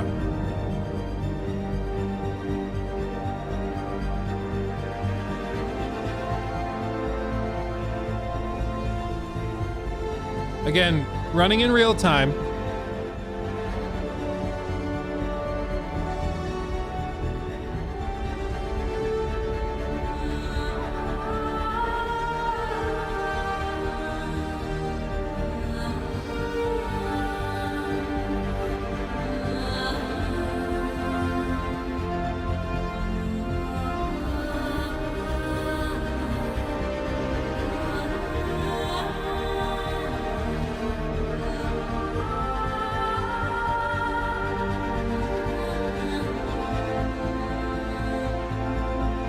Oh, we'll get to that. Yeah, tight. Don't worry, we'll get to that. Warp drive enabled.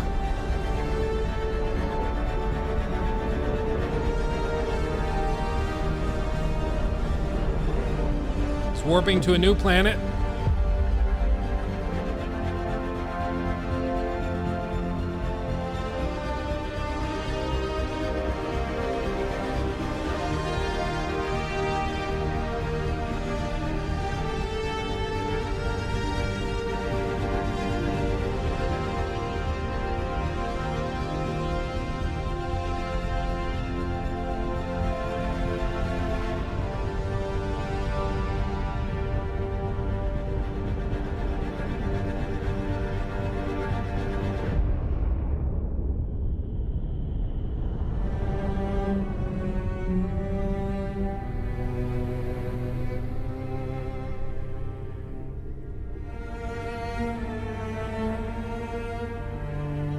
This game is also a great simulator for why humans are so tiny in the universe. When you're playing it, you're like, oh shit. You know?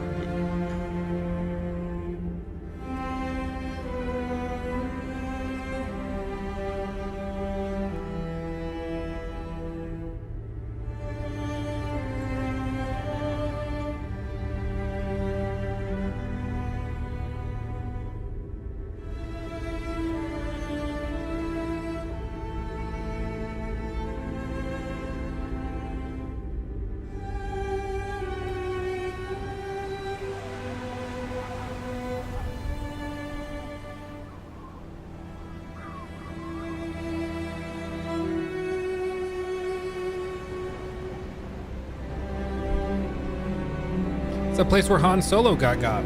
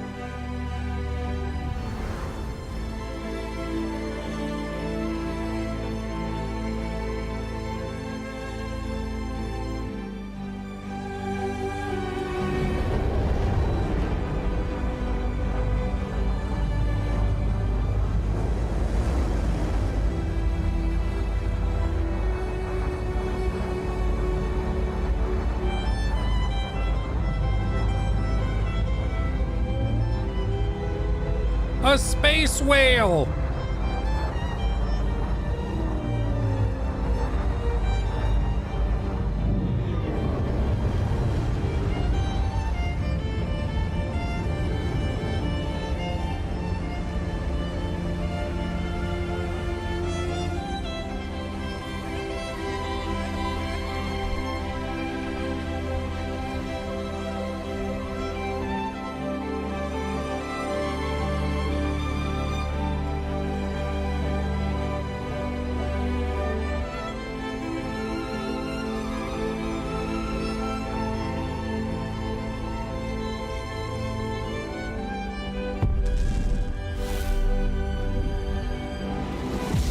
Crazy.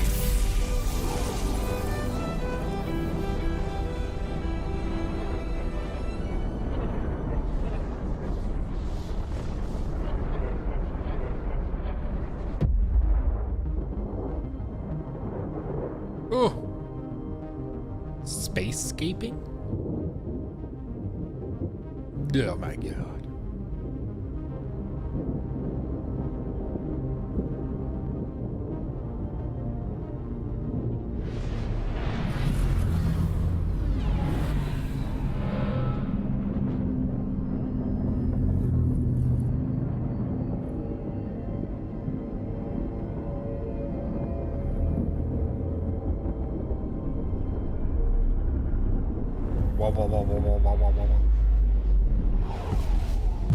The wormhole?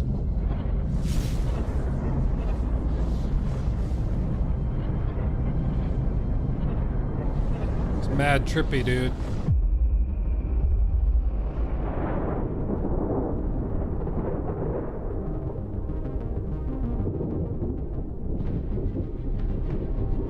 It does look badass. I want to live there.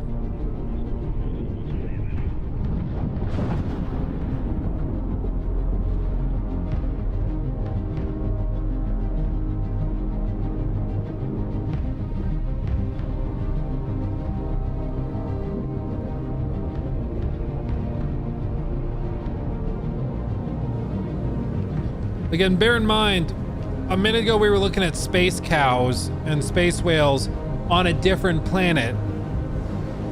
No load screens, no nothing. And now we're in like a space pirate base. It's madness.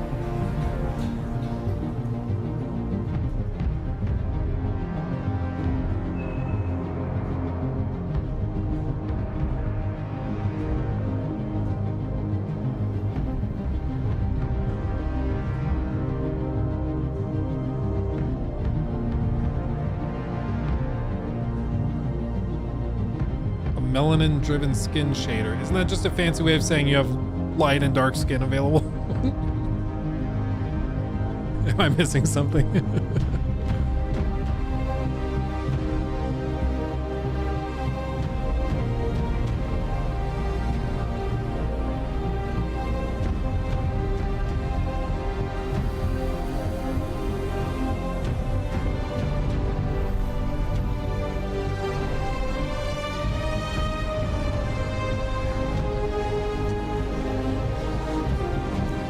The music is something else, man.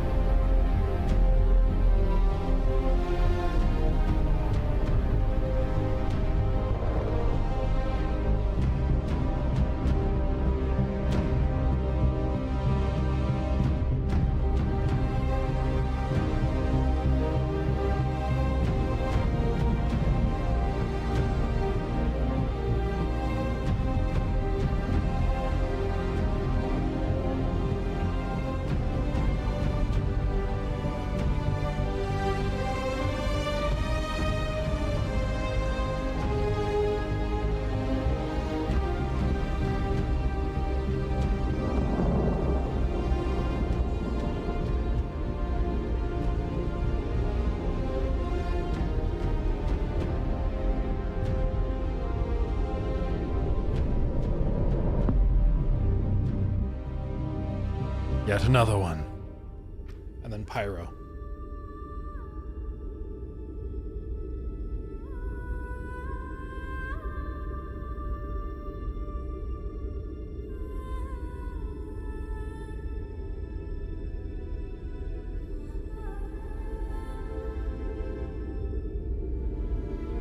Sun shafts, the shafts are back.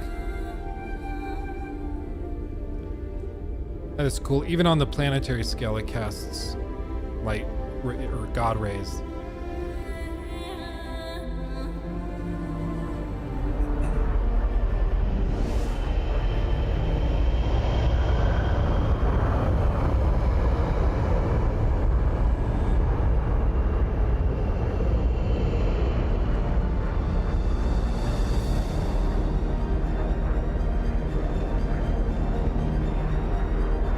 Oops! Someone forgot to take their cheesy pita out of the microwave oven or whatever. I don't remember what it was. Toaster oven.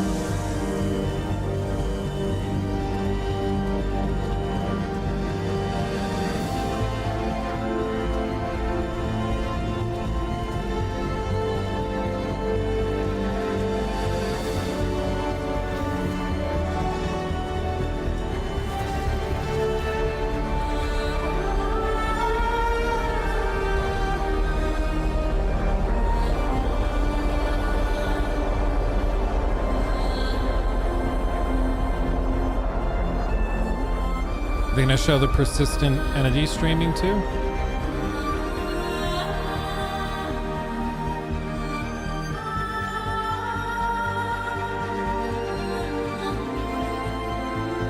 Oh, they don't show it here? Okay.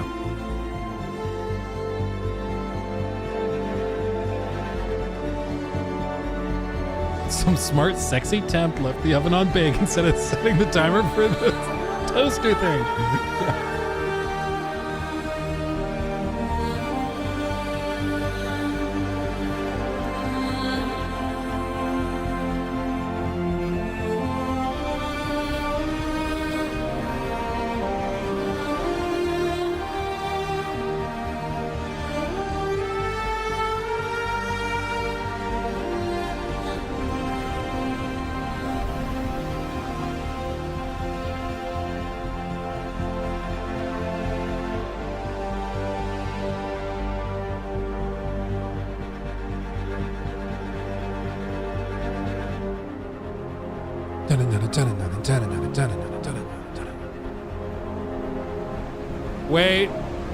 Wait.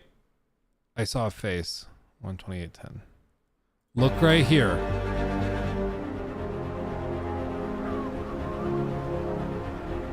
Oh my god. I just barely missed it again. Don't worry, this won't be worth it. I swear, it looks kind of like Gollum. See, like eye, nose, mouth, top lip, chin. Doesn't that look like a face? You see it? See it with me? Kind of like he's looking down. Do you see it? Brother in Christ, you're right.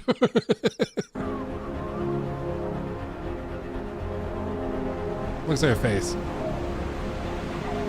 Looks like a face. I stand by it.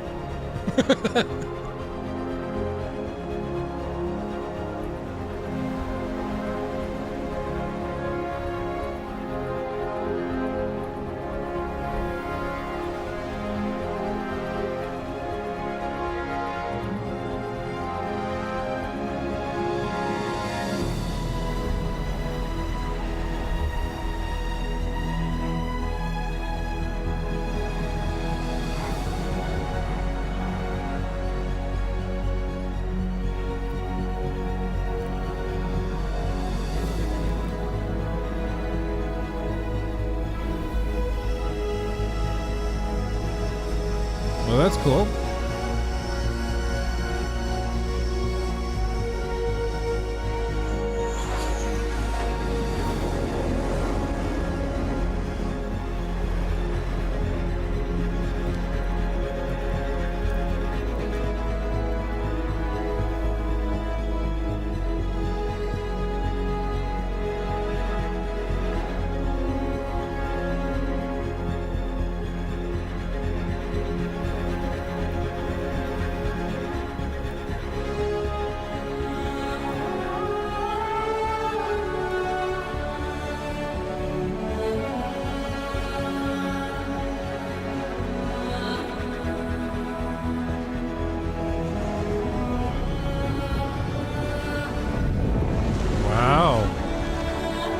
Wawa-wee-wa.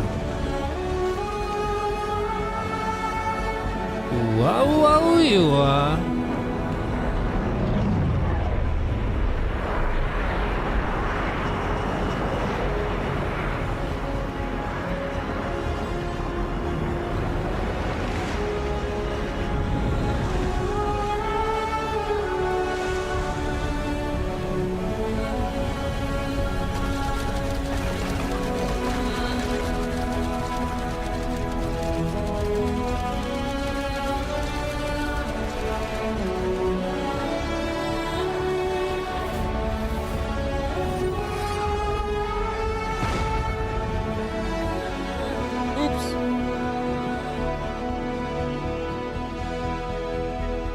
that just a dude?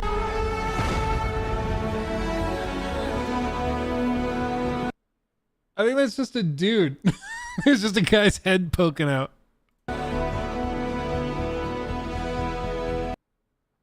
Kind of looks like, maybe it's not. No, oh wait, no, it's one of the penguins.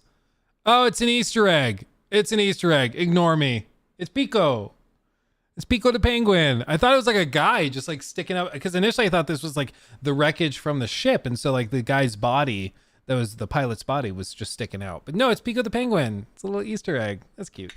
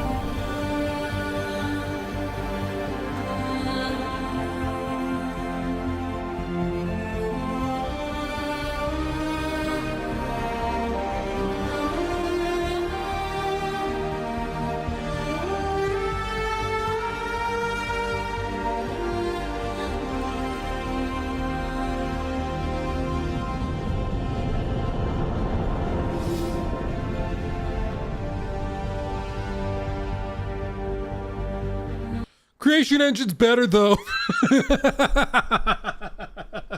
Come on, man. Is that not insane? Is that not just outrageous? That's crazy. So now, I forget, was it Pretty Eye? Somebody mentioned hype. Everything you just saw, you can play right now. Like, all of the planet transitions, all those cities, New Babbage, wherever you're looking at going, that's in the game now that you can play and experience yourself. Okay? Like, you can do this now. So there's no question, because I agree, hype makes you stupid. Check it out, links below. However, yeah, well, like the extra little details are Q4 of this year, but the actual movements and things of the game that you've seen, the transitions between planet to space surface seamlessly, the free exploration, the dynamic generation of all of these things, that exists today, and you can try it today. Like, there is no question as to whether this is real or not, because you can play it yourself. The extra little tidbits that they showed off here, of course, are coming, Herobrine saying Q1 2024. So whatever, the final touches are coming. But the core elements of what you've just seen exist today. So there's no debate or question about it. It's just outrageous. This is why, like, Star Citizen people, I don't think they should spend $1,000 on a game, like, at all. I think that's insane. But, like, this is why. People, like, their hobby isn't gaming. Their hobby is Star Citizen. This is what they do. You know, it's just outrageous. It's outrageous. And as a technical showcase, that was quite impressive, I will say. Jay Vibin. I'm vibing too. Thank you for the $4.99 as well. Thank you for the super chat. Appreciate you. Been a fan since your Last of Us Part 2 critique. Awesome to see how much your channel has grown. Much love, bro. Also, fidelity or performance in Spider-Man 2? Probably, I've experimented with both. Probably performance, because the extra FPS while swinging and fighting is really, really handy. Fidelity looks a lot better, especially like the sand effects and like smoke effects and stuff don't look very good on performance mode. They look really grainy, but I still think the extra FPS is better. So I'd say probably performance. Thank you for the super chat, my friend. Appreciate you. And it's awesome to see you still here hanging out since The Last of Us 2 critique. That's crazy. That's awesome. Also, thank you to Demetrius for becoming a member. That's awesome. Purple Yeti. Yeah, we're about to get to the Squadron 42 trailer right now. Let's get into it. Also, if you've not liked the stream yet, like the stream now, and I will spin my fidget spinner for you. These are high tier rewards. Okay. So let's just pop over like 250 likes and I'll spin my fidget spinner so flippin' hard. You won't even believe it. You won't even believe it. You're gonna be like, whoa, that was so fast. And I'm like, yeah. Sure was. So, to be clear, this is for the single player campaign. Everything you just saw, the whole tech demo, everything, that was for the engine, showing why the Star engine is so powerful. They didn't even mention persistent entity streaming, which is another thing that it can do, where like if I drop a water bottle on a planet's surface, I can leave, travel to a different planet, stop playing for months, come back, and that water bottle, so long as nobody's touched it or moved it, that water bottle will still be there. So like you can go to that cave they showed, and that could be your private cave you found while exploring a planet, and you can stash all of your contraband there, all of your supplies there. That could be your home base that nobody knows about unless they have the specific coordinates, and anything you put in there will stay pretty much forever. It's outrageous. It's crazy. I'll copy Archangel.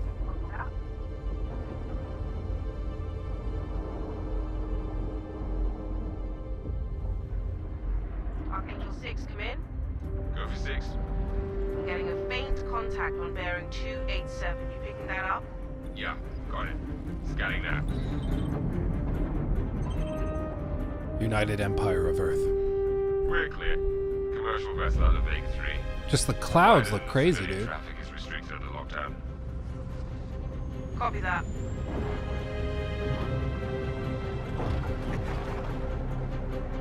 Archangel. Archangel. This is Krugeri. Come back, Krugeri. Redirect to sector 7 Bravo Echo for immediate tasking. Copy that. On our way.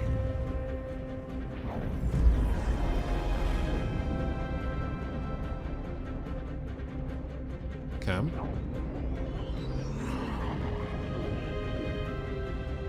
They gotta start dropping some of these trailers at like the Game Awards and stuff. They gotta get it more into the mainstream.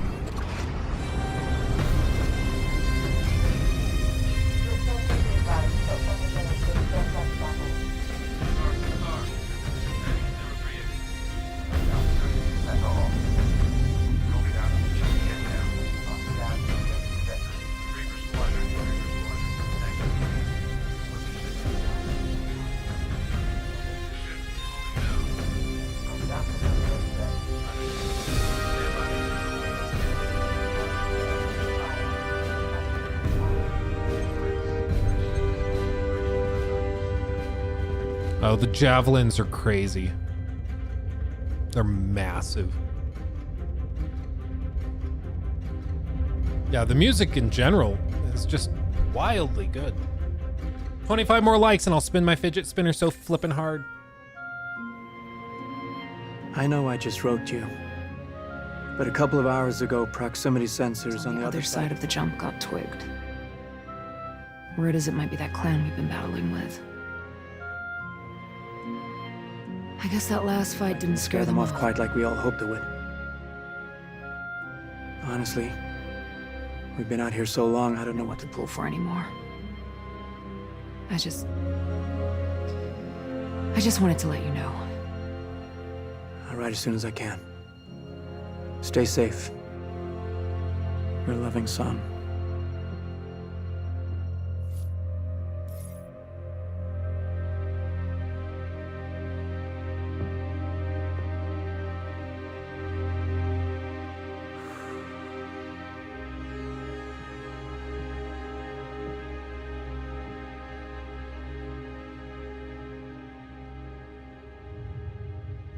Never gets old, does it? Sir. Eddies. I used to do the same thing when I was first coming up. Post up to the flight deck whenever I could to watch the launches. Is she a famous actor? Do I know her? Have you seen the F-8s up close? No, sir. The thing's a beast. Nimble, too. 12 maneuvering thrusters and 3 mains. It sure sounds like it. Sir. Gillian Anderson. Oh. From X-Files? X-Files growing up for me were like, that was satanic. because it involved like crime and stuff. So if me and my family watched it, like I was going to become a criminalist too. Yeah, we weren't allowed to watch that. To the bridge. Captain McLaren, to the bridge.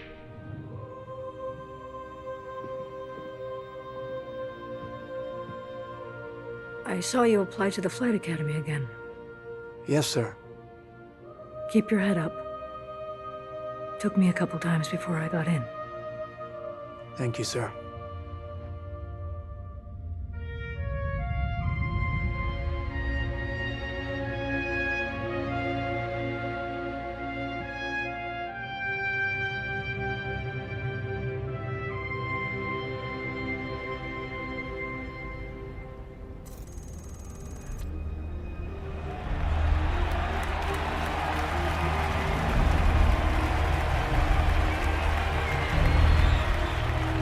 Welcome to Cloud Imperium Games Manchester Studio. I'm Chris Roberts, and I'm pleased to announce. I was gonna say, wow, that looks so much better. That looks so good. Almost looks real. We have just passed the major milestone. Squadron 42 is now feature complete and has entered its polish phase. To celebrate this milestone, we've gathered some of our core leadership together to share what this means.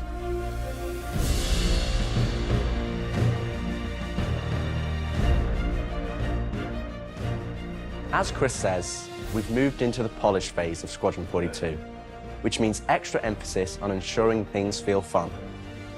Good. That's important. This means focusing on the small and large elements of the game, such as dialing in combat encounters, but also looking at the feel of how you control your character or vehicle and making sure it's immersive as possible. We've paid extra attention to how your character reacts when in their ship, so that you feel like an actual pilot, whether that's firing and hopefully they are improving the frame rate. Your weapons, taking hits, or punching the afterburners to get to cover.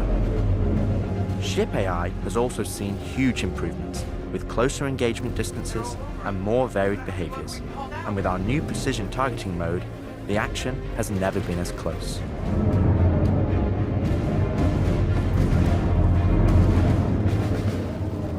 With the aim now on polish, we've organized the project into self-sufficient strike teams, so we can focus on individual areas to deliver the best experience.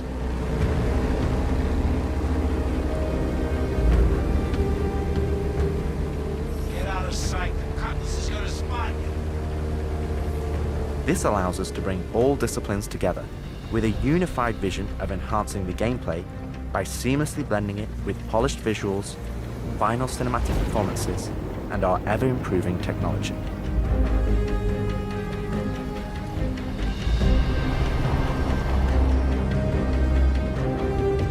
You didn't see the boat, kid. You're good to keep going.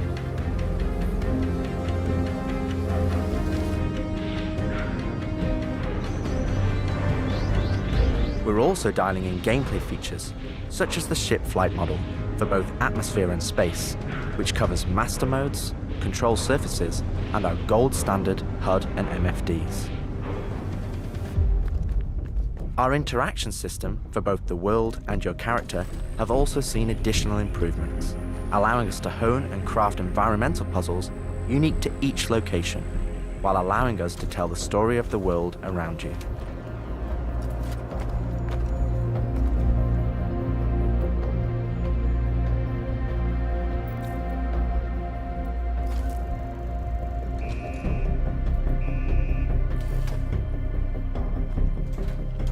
The military multi-tool is an essential piece of equipment for every pilot that integrates all attachments into a single handheld device and allows us to create really interesting challenges, including physics-based puzzles using our updated rope tech.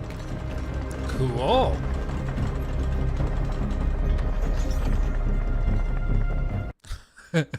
MFDs, not NFTs. Unidentified vessels? This is the UEE Navy. Power down your ships and stand by for processing. There you go. F off the coil's ass. Our scanning, targeting, and marker system has also seen an overhaul, allowing us to highlight only the essential information that you need, such as key objectives, mission targets, and high-level scan information, while keeping your overall view as clean as possible. That's skank!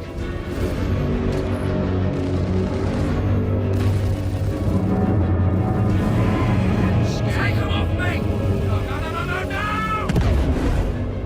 Tactical FPS combat and stealth, which has seen a suite of improvements, from improved looting, weapon feel and balance, realistic scopes, and smoother locomotion, alongside our new and improved FPS radar and scanner that provides you an overview of the battlefield, but at the cost of ramping up your own emissions.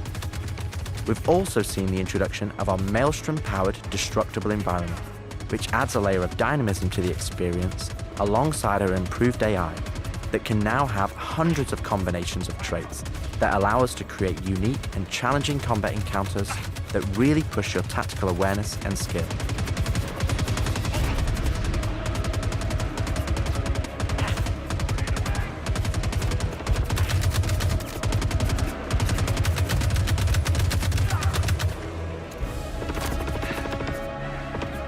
Yeah, the biggest thing I'm taking away from this is just frame rate.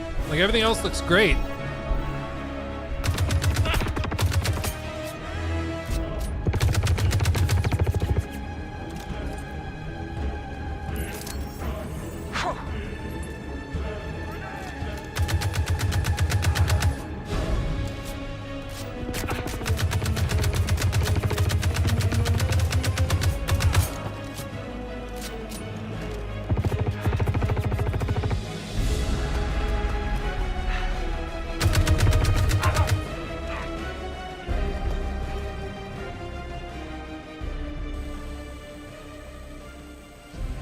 We play and review the builds regularly and call out action points in each level from start to finish on where we need to improve the gameplay.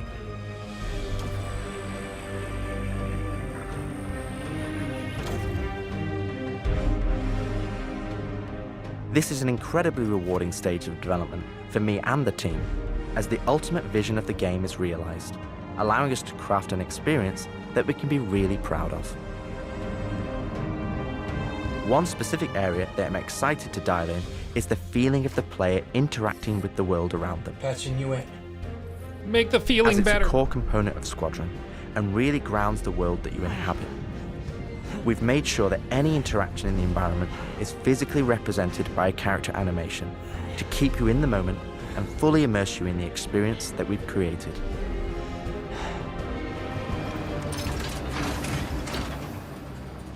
Ultimately, this is the final phase of gameplay iteration before we fully transition into optimization and stability on the road to release.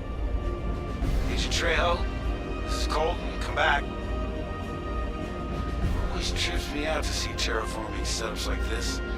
Webb tried explaining how atmosphere processors work. Really shows how far we've come. What the hell is she?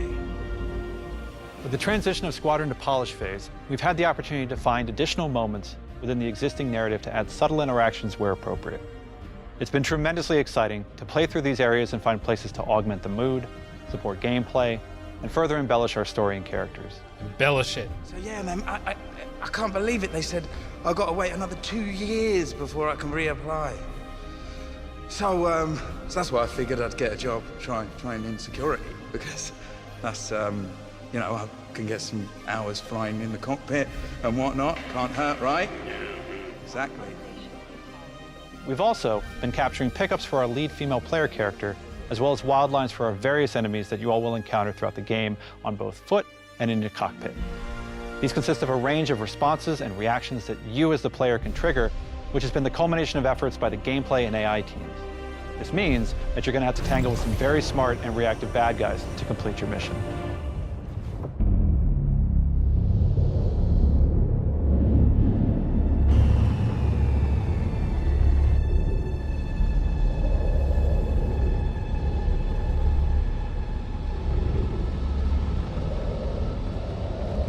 At the heart of this immersive adventure, you'll find cutting-edge cinematic storytelling. It's funny, as they introduce the cinematic director, the transition is like the worst one so far. Like, look how jarring this is. At the heart of this immersive adventure, like, you know, you'll find it's just cutting-edge cinematic storytelling, thoughtfully crafted to fully immerse you into your story. We fight today So in 40 years from now, when you're surrounded by everything and everyone you hold dear, and they ask, what did you do in the Battle of Vega? You can look them in the eye and say, I held the line. He got out of Azkaban and ran off to here. Men and women of the Second Fleet, I am proud to stand with you today. Good luck. Bishop out. They're gonna show Daddy Mark. Nice speech. Oh, it's a guy from Any word from the recon Sherlock team? Holmes. Not yet. Blackwood. Lord Let's Blackwood. get into position.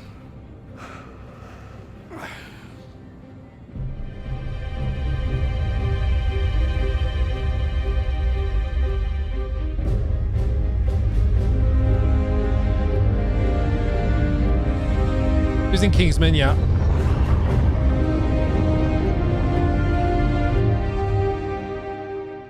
Throughout the polish phase, our team is taking every opportunity to push things Oh, to the it's next him. level.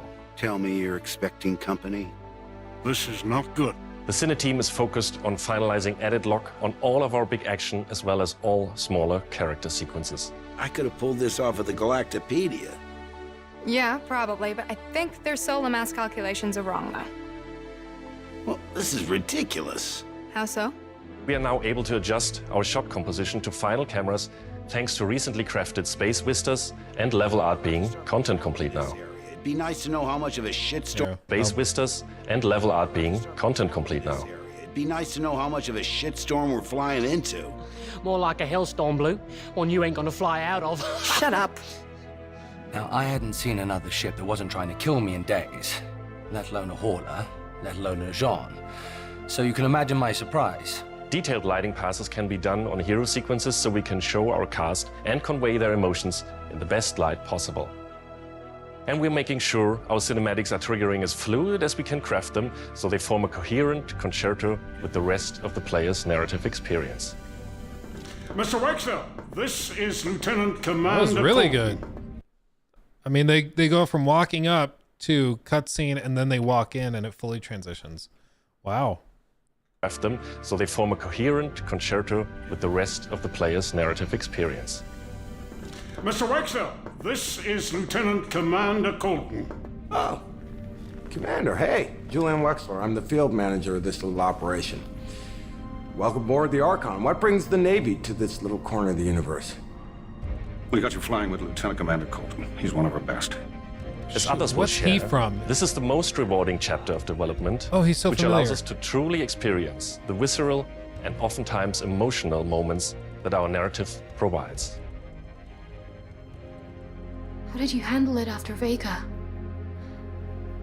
Oh, Game of Thrones. Yeah, duh. I'm not sure I handled anything. It helps to remember that stuff like this is supposed to hurt. I've never been good at dealing with problems I can't fix. Well, this is one that you don't have to do alone. It's good to know. For the animation teams, polish phase means refining the social aspects of Squadron 42 that occur between the various missions and getting the behaviors implemented across all of its chapters. Here we're dialing in the hangar to make it as immersive and believable an experience as possible. That'll do it. Oh, done. Okay. All right. Pardon me. Let's do this. I have to switch out so the interchange is on the hangar deck. We're getting a weird airflow. Turning out the amount of stuff.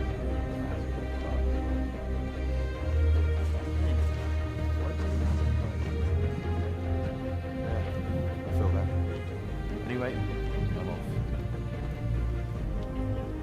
For example, we're launching off a space carrier, but we still ground the feel in real-world actions, refueling, repairing, and inspecting, and making sure that your next flight mission is a success. This means we're looking out for pops, hiccups, or awkward transitions, and ensuring that everything flows and looks like all the great mocap performances we've captured.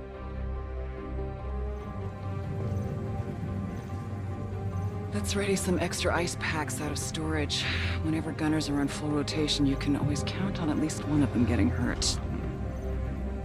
We also have you covered in everyday life. The medical staff work diligently for their patients, whether they're players or crew.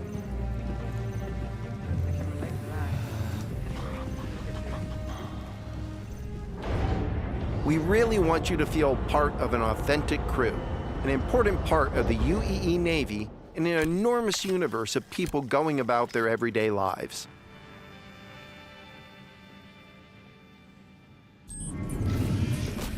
Press the button, Kronk. Let's go ahead and clear for takeoff. Ground crew, prep bay for takeoff. Copy that. Hangar, ready for launch. Takeoff approved, Baron 2. You have the ball.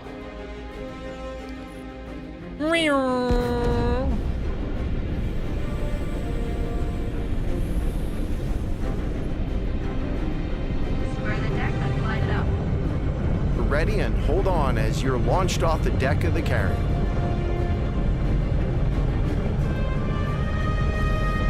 Baron 2, you are cleared for launch. Have a safe flight, Baron 2.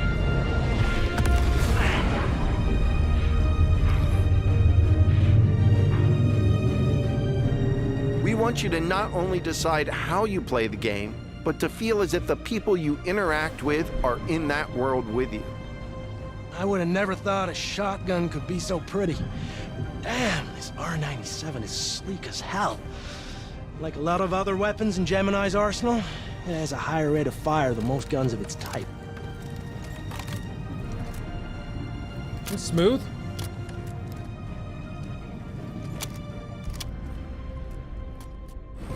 We're working to support a feel of authenticity through world traversals, running, jumping, and climbing, interactions with objects and the environment,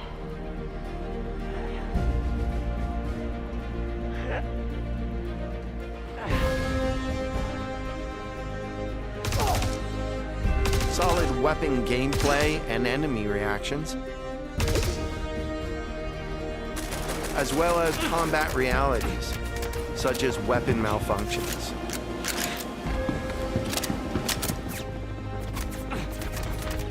Or in close encounters of the more lethal kind. Right up on the butt. Ooh, that's gonna hurt in the morning. As we continue to focus on the quality experience, we've been working closely with our art teams, and it's been exciting to see their environments come to life alongside us.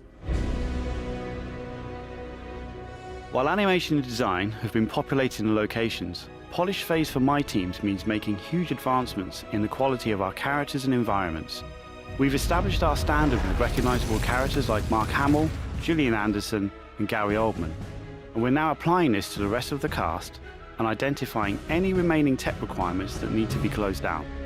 Yeah, it's crazy because most of these big games we talk about have like a $200 million budget. And then some marketing costs and stuff like that. Reportedly, they spent about $50 million just on hiring the big name talent for the game. One more like will be at 250 and I'll spin it. One more like. That's all we need. It's right here. Like, that's crazy. A quarter of what most of these big budget AAA, even quadruple A games, a quarter of it. Thank you. A quarter of that budget they spent just on the talent. Like, it's insane. Is it going to be a good investment? Time will tell. An actor is only as good as the script. I know that might be surprising. But you can take Mark Hamill, you can take Johnny Depp, you can take Alan Rickman, whatever great actor you want to point to. You can give them a crap script and it's going to still be kind of crappy. Like, there's just not much you can do. It's like that old video of, hold on, I'm not going to spoil it by saying it because, you know, that'll give it away.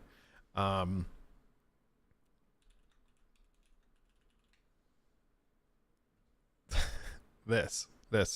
You can give an amazing actor a crappy script and they can try and save it, but most likely it'll end up kind of like this. Commander, You've rained on my glorious parade. For this, I'm sending everything I've got at you. But I won't let you have the satisfaction of catching me. I'm escaping to the one place that hasn't been corrupted by capitalism. Space!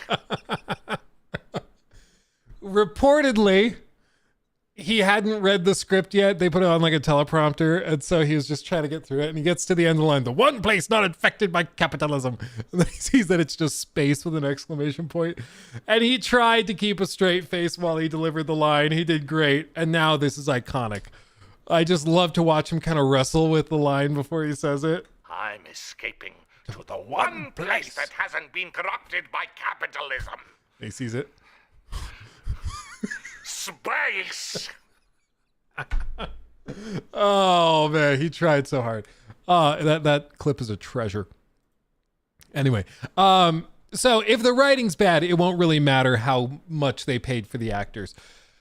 Time will tell. I mean, we just don't know until we get our hands on it. And it's still in like right now it's in the polish phase where they can still add stuff, tweak animations and stuff, and then it moves into the performance optimization phase where they get the frame rates up and try to push that boundary. We'll see what it looks like at the end of it, but it's still probably at the very least like a year and a half, 2 years away, I would guess, because they're taking their time on it. It's crazy.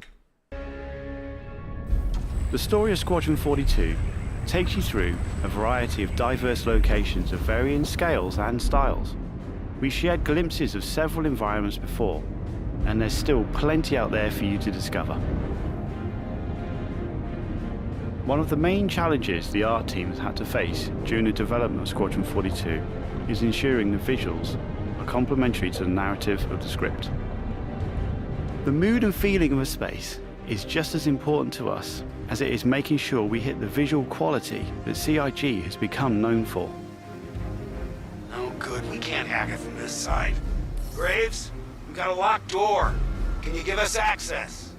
No, I'm afraid that's a negative, Steve. I would have to add you to our system to give you override permissions, and there's a lot involved in that. It won't happen quickly. Okay, we'll figure something out. Everything you see during the campaign has been heavily inspired by the classics of 70s and 80s sci-fi, but with a modern twist. We want everything you see to feel like it has a soul, its own personality, and tells of a history long before you arrived.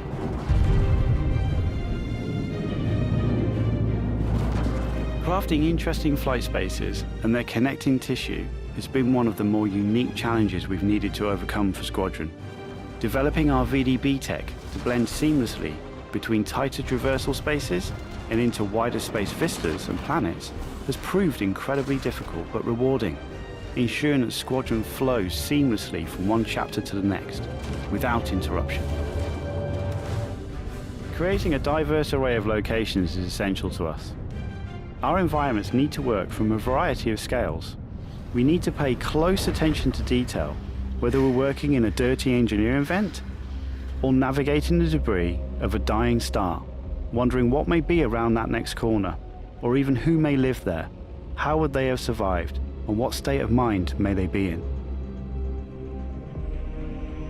Yes, I've been speaking with engineering, making plenty of bumps. Yeah, I'll make sure. I've asked about it.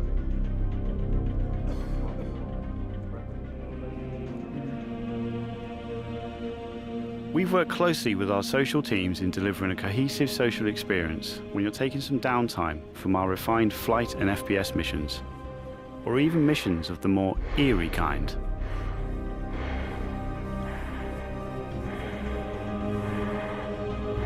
Uh-oh.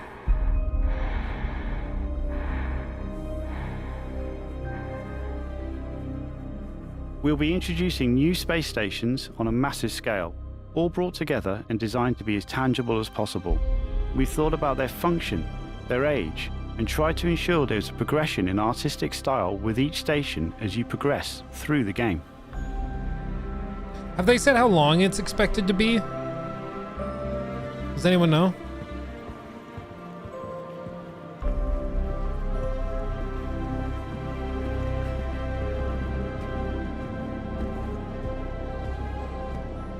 As you can see today, the teams are working incredibly hard, ramping up the detail and quality to match the breadth of our vision for Squadron 42. Now, I know you're all asking, when can I play it? When can I play it? When we have the locked release date, you will be the first to know. Now, we're in polishing phase on Squadron 42. You will start to see a lot more things coming to Star Citizen, as well as overall progress on the persistent universe. The polish phase can take some time. We have come this far, and we want to make sure Squadron 42 delivers on the promise of being this generation's wing commander. Now, even though there's only a few of us in this video, I'd like to extend a big thank you to all our staff around the globe who have been putting their heart and soul into bringing Squadron 42 to life. And I would like to thank everyone in the community for your patience and your support. To paraphrase Admiral Bishop, when people ask, what did you do in the development of Squadron 42? You can look them in the eye and say, I held the line. I'm proud to stand with you. Thank you for making this game with us.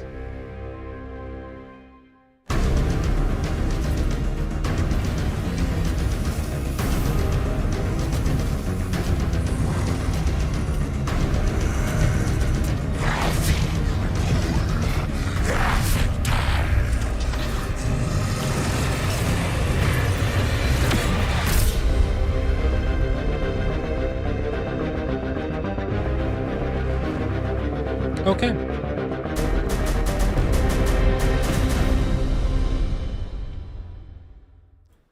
I can understand why Star Citizen fans are excited. I get it. I get it now. The last thing that was mentioned was the character creator. Let's see.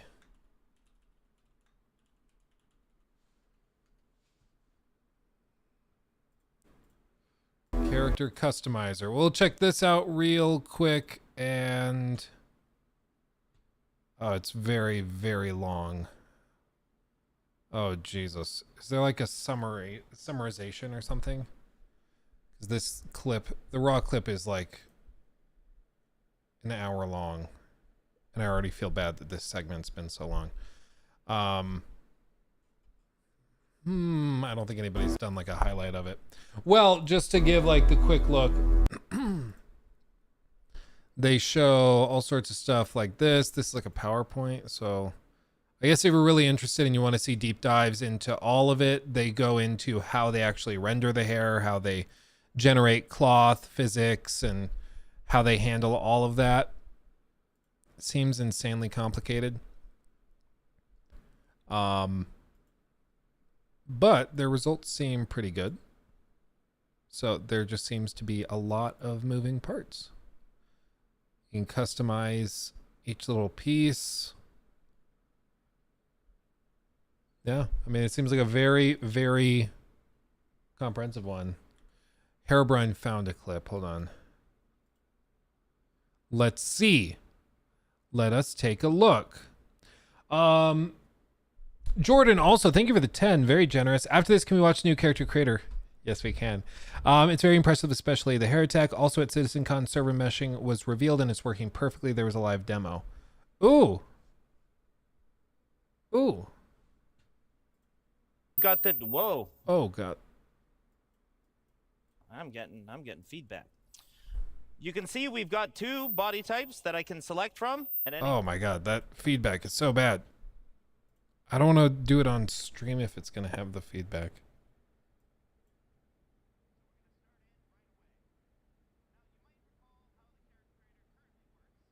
Okay, I think that's better. You would have a whole bunch of source heads from our DNA pool. We would select one of the facial shapes, and then we'd blend it up or down, depending on how much you wanted that certain facial shape. Now, this was pretty good, but it's not the most intuitive of systems. So instead, what we wanted to come up with was a much more intuitive way to control this. And what we've now introduced is sculpting mode.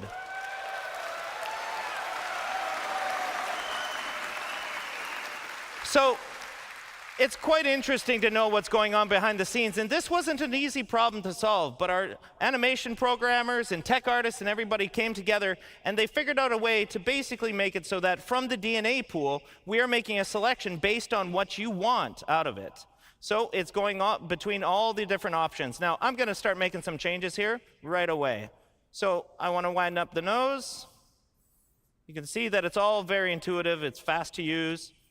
I'm going to make the lips a little bit bigger here. There we go, something like that. I think that looks pretty good. I'm going to adjust the brow here, maybe make a little bit of a heavier brow. Now, we can adjust the eye shape. We can go more almond eyes. We can go more oval. We can have a heavy lid. You know, I can find a whole bunch of different options within here. That's super smooth. Wow. So here, we're starting to look pretty good. I want to give him a little bit more of a hero chin. There we go. I'm liking that. Yes. That's cool. All right. So not to spend too much time on that, I want to show you some of the other features. And speaking of features, we go to our skin tone. So finally, you're not just selecting a preset skin tone. You can move through the whole gamut of the lookup table. And this is melanin and hemoglobin at the same time.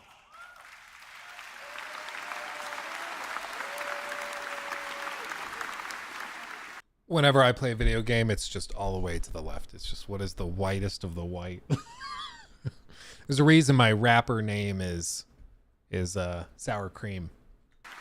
So at the very top of it, I've got a texture slider. So instead of the whole head sort of selection, we can go between all the different textures. Now, like Forrest mentioned, we're going to have 30 of these for one body type and 30 for the other body type.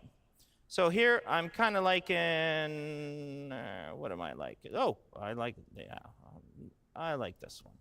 So here, and I'm just going to set a skin tone that I kind of like. Something like that. That's cool. All right, so the next step in our skin tone is the complexion. And complexion, we've added freckles. On a freckle. You can get all the freckles. 11 colors, don't you? Makeup. Now, eye color, eye shifting. The hair looks pretty good.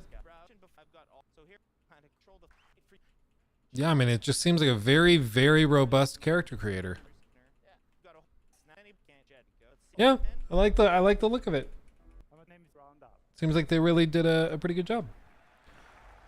So, I mean, the point with all this is that Star Citizen, I know, like, there's a lot of questions where people are like, does it actually, like, does it live up to the expectations? They've raised over $600 million.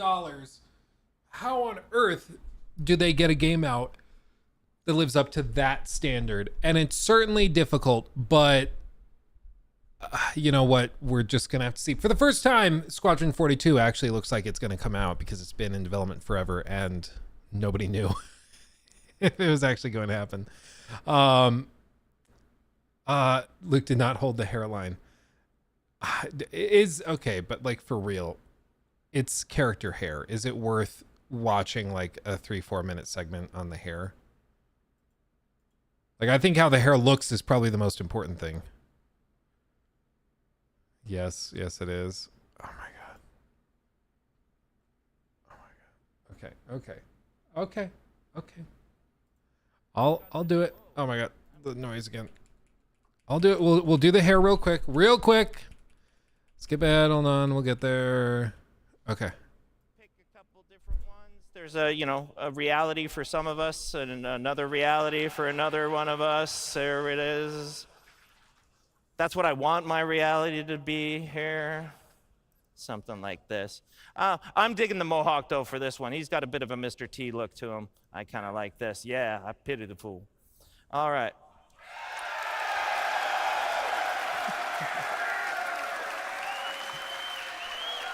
So it might go without saying that we've got beards now. So if you want to select a full beard, you can select a full beard. If you want just mutton chops, you got your mutton chops. You want your handlebar, you got your handlebar. All right. So we've got all the different beard types that you could want, and we're going to add as many as you guys really want. So I'm kind of digging the full beard for this guy. Yeah, I'm digging the full beard for this guy. Even further to that, we've got eyebrow selection, which is, I mean, you could go with no eyebrows. That's a very real. You could have bushy ones. You can have a little bit more, normal, kind of straightforward ones. But it was mentioned before during the hair and with Forrest's discussion that we've got the hair dye as well. So with the hair dye, you can affect all the hair at once, and right now I've got all selected, so I can go through the gamut of all the different hair melanin that you can set. Okay. So here I'm just going to darken it up a little bit, and if I wanted to dye the facial hair, I could just dye the facial hair all by itself, setting a dye color here, something like that. But in the end, I'm really digging the jet black on this particular one. So I'm going to frost these tips a little bit. I think that's going to look kind of cool. Let's set a bit of a blonde here, turn up the dye amount. And then what's really cool about this, and I'll show this in a minute, is that we can actually control the fall off of it. So again, if I just want this on the tips, I can just blend it right about here. Is that why you wanted me to watch this? It's for So there we just the go. tips?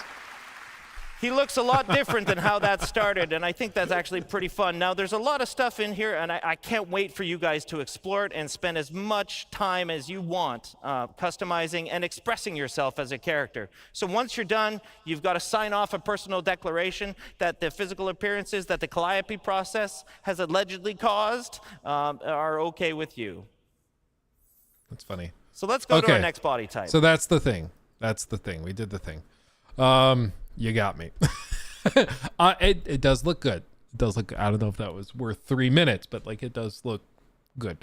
So all told, I'm glad to hear that they are content complete. The biggest problem with Star Citizen for a decade at this point is that they can never settle on features. They always shift into like, oh, we'll add this one. We'll add this one too. We'll add another. It's called feature creep, where they like the idea of doing X, but then they like the idea of also doing Y and Z, and so they add it in, and that doubles the production time. Then they added more and more and more, and all of a sudden, you have just an ocean of features that you can't keep up with. And so to hear that they're actually saying it's feature complete, they're going to stop there, is awesome. I mean, that's crazy. It's crazy. Let's see.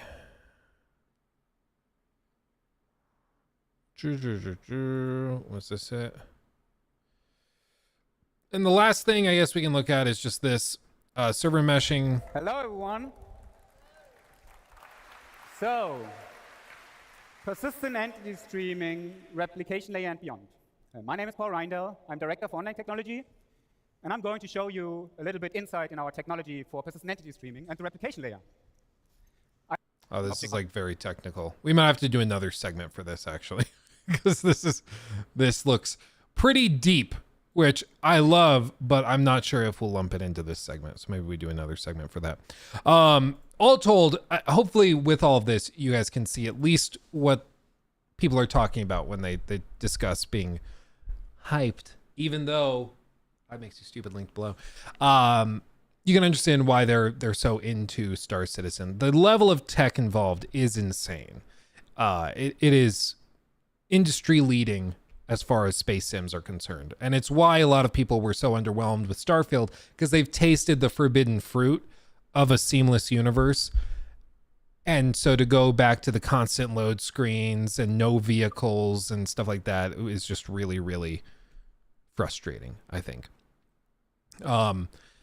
So we'll see what, how it progresses. There was, every time there's something really cool with Star Citizen, there's then the reveal that there's like 15 other things that have to be done first, and then it launches and it's super broken for a month, and then they fix it a little bit. And it's just same old. It keeps happening. So while this stuff is playable in Star Citizen, performance has always been a struggle. They'll get there eventually, hopefully. But yeah, running like with my 4090, I can run Star Citizen at 4K at like 80 to 90 frames. But most people probably need to run it at like 1440p, and you're going to need like a 3070, 3080 to be able to manage it, It's a little outrageous. But I mean, hopefully you can at least see why it is extremely extremely ambitious, shall we say. So all of that looks great. I mean, I think they knocked it out of the park with that first trailer, the Star Engine demo. I think that does a really good job of showcasing the tech involved. And it also makes a lot of these other studios look like they're just not even trying. You know, it's crazy. It's crazy. But okay. End segment. There you go, Jacob.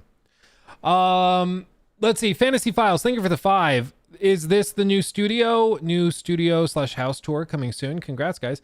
Yeah, I might do a new studio tour. The new house tour, we'll see, because we're still figuring out the upstairs, and understandably Nikki and I are hesitant to do house tours and stuff just because, you know, for privacy concerns. I've already mentioned we had a whole stalker that we've had to deal with, and so giving out more information seems like potentially a bad idea, but you never know. You never know. Like showing a room, like we have the home theater upstairs, the gaming den. I have no problem showing that, but like a full walkthrough, I think might be, you know, iffy. But yeah, studio tour. I think as I finish some little stuff, I have to get another little display cabinet there. I think we might do another one here. I have to get probably another longer Varipole to go across the top to hang the lights, because right now I have the big C stand right there. So we'll get that set up. So there's a couple more things I have to do, and then we'll be primo. We'll be set. Dude, you can tell the layout just by how the sun shines through the windows. Yeah, after seeing those GeoGuessr guys, I'm not taking any chances. Those guys are insane. You know, like, man. Yeah, I see some of these streamers that just like do whole vlogs or stream on the front porch of their house or in their backyard showing everything. And I'm like, I don't know. They're just, I guess they're more ballsy, or maybe they're so rich they live in like a gated community so they don't have to worry about it. That would be nice. That'd be nice. Let's see. I'd be terrified of getting swatted. Yeah.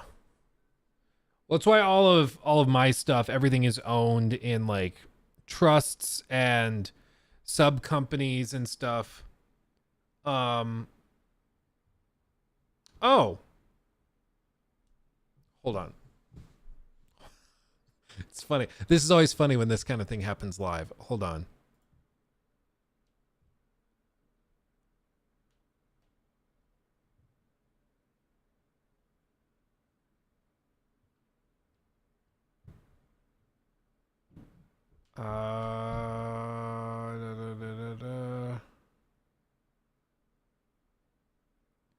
Okay.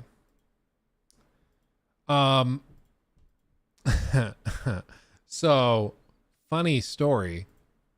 It looks like I just got access to a thing that I can't talk about. A genius could probably figure it out. Probably. So I will need to do that. Also, guys, and this is unironically like something I can't go into. This is a separate thing. There's gonna be something really, really cool to show like towards the end of November, I think. We'll see if it lines up and if everything works out, but we're working on something that's gonna be pretty damn cool towards the end of November. It's gonna be cool. It's gonna be very, very cool. Let's see. Do you sit in there, Luke, in complete silence? Oh yeah, I turn the lights off. I back the chair up to like right here, and I just sit. That's all I do. I'll spend hours like that. Hours. Show feet. You just got a little taste.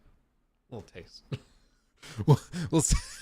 We'll set up a sub or a tip goal, and then that turns on the foot cam. What stream? Wasn't there a streamer that was doing that where like they had a donation goal, and if they hit it, they would turn on a foot cam? Or no, it was not. Wasn't it Nadia? I think Nadia, the one that everybody was accusing of cheating in Warzone, she put on a foot cam and claimed it was so that people could see she wasn't cheating. But I think we all knew what she was doing. I think we all knew what she was doing. But I'll give it to her. It was clever. It was clever. You know? Nadia's mad. She has been caught, without a doubt, using a VPN. Like, she's been caught in games match made in Brazil when she lives in Florida. It's like she has been caught multiple times, like in servers and in matches with Brazilian streamers who are playing, you know, at different times, different locations. And so she, like, without a doubt, uses those VPNs to get into easier lobbies. There is no question. But she's also seen a bit of a drop off recently, and she's started to do, I think now most of her stuff is like these, like trying to push people to her OnlyFans or something. At least that's what people were telling me. What does that mean necessarily, as in the skill group has changed? Yeah. I mean, and there's also some streamers will put it so, like, if they're playing at 9 a.m, they will go and use the VPN to matchmake into a time zone that's like equivalent to 4 or 5 in the morning, because the only people playing at 4 and 5 in the morning, you know, it's a very small group of players, and it's probably not when the best players are online playing. Or they'll go to a area of the world where it might not be super competitive, or where their pings might be really high, so they're going to perform worse. Yeah, there's just different ways you can do it. I think OnlyFans was intended like Patreon, but now it's just porn. It was originally, like, I remember getting an email at this point probably years ago, and it was asking me to join OnlyFans to provide unique content just to, or like exclusive content just to my fans. Nowadays we hear that and we think, no, it's porn. Like, to send naughty pics to your fans. But at the time, it was supposed to be a Patreon thing where people sign up, and it's not Patreon. They take a smaller cut or whatever. And yeah, it was pretty funny. Pretty funny. Like, now it's just changed. But even like YouTube, I'm pretty sure didn't YouTube start as like a dating site? I think it started as a dating website, and then it shifted into this. Or like Facebook started as like a little online hub for college students to talk to other students in their school. That was the whole vision. And now it's so much broader, you know, you just don't even realize. Lol, there's an alternative timeline where Luke joined OnlyFans. Yeah. It's a different world, man. I didn't want to be in this timeline anymore. MySpace. Oh yeah, dude, MySpace. Amazon started just selling books. Sure did. Now they own everything. Just crazy. It just goes to show you, like, something can start super simple and just blow up before you know it. Like, it's weird, but that's how these companies, you know, kind of slowly go. Didn't Markiplier have an OnlyFans and did charity on it? Yeah. Which, I mean, is awesome. He raised a ton of money for charity doing that. It was great. I don't want a Warhammer cam, Luke. I want a foot cam. Yeah. Well, now the camera's dead, so nobody gets what they want. The camera's dead and we're all sad. I think I'm going to put a display case over here for the Warhammer stuff. We probably are going to do one more of these along this wall right here. And we'll put more Lego sets because we have a good number of Lego sets to build still. We have the pirate ship and we have Gringotts Bank. And so we got to build those, and those will need somewhere to go. I might also do a shelf like right here, and maybe we put the Titanic on that shelf. I don't know. We'll figure it out. You should hang your sword in the middle of the display, Luke. Yeah, I got to figure out where I'm putting the sword. That's a good point. Right now, the sword is just in the other room. I haven't figured out what I'm doing with it yet. But okay. I had a couple other things I was going to try to push into, but we kind of ran out of time, and now I got to jump on this new thing. So we'll call it there. Thank you, everybody, for joining me. This has been joyous. We got two big freaking things done. Space Marine 2 demo. Is there a Space Marine 2 demo out?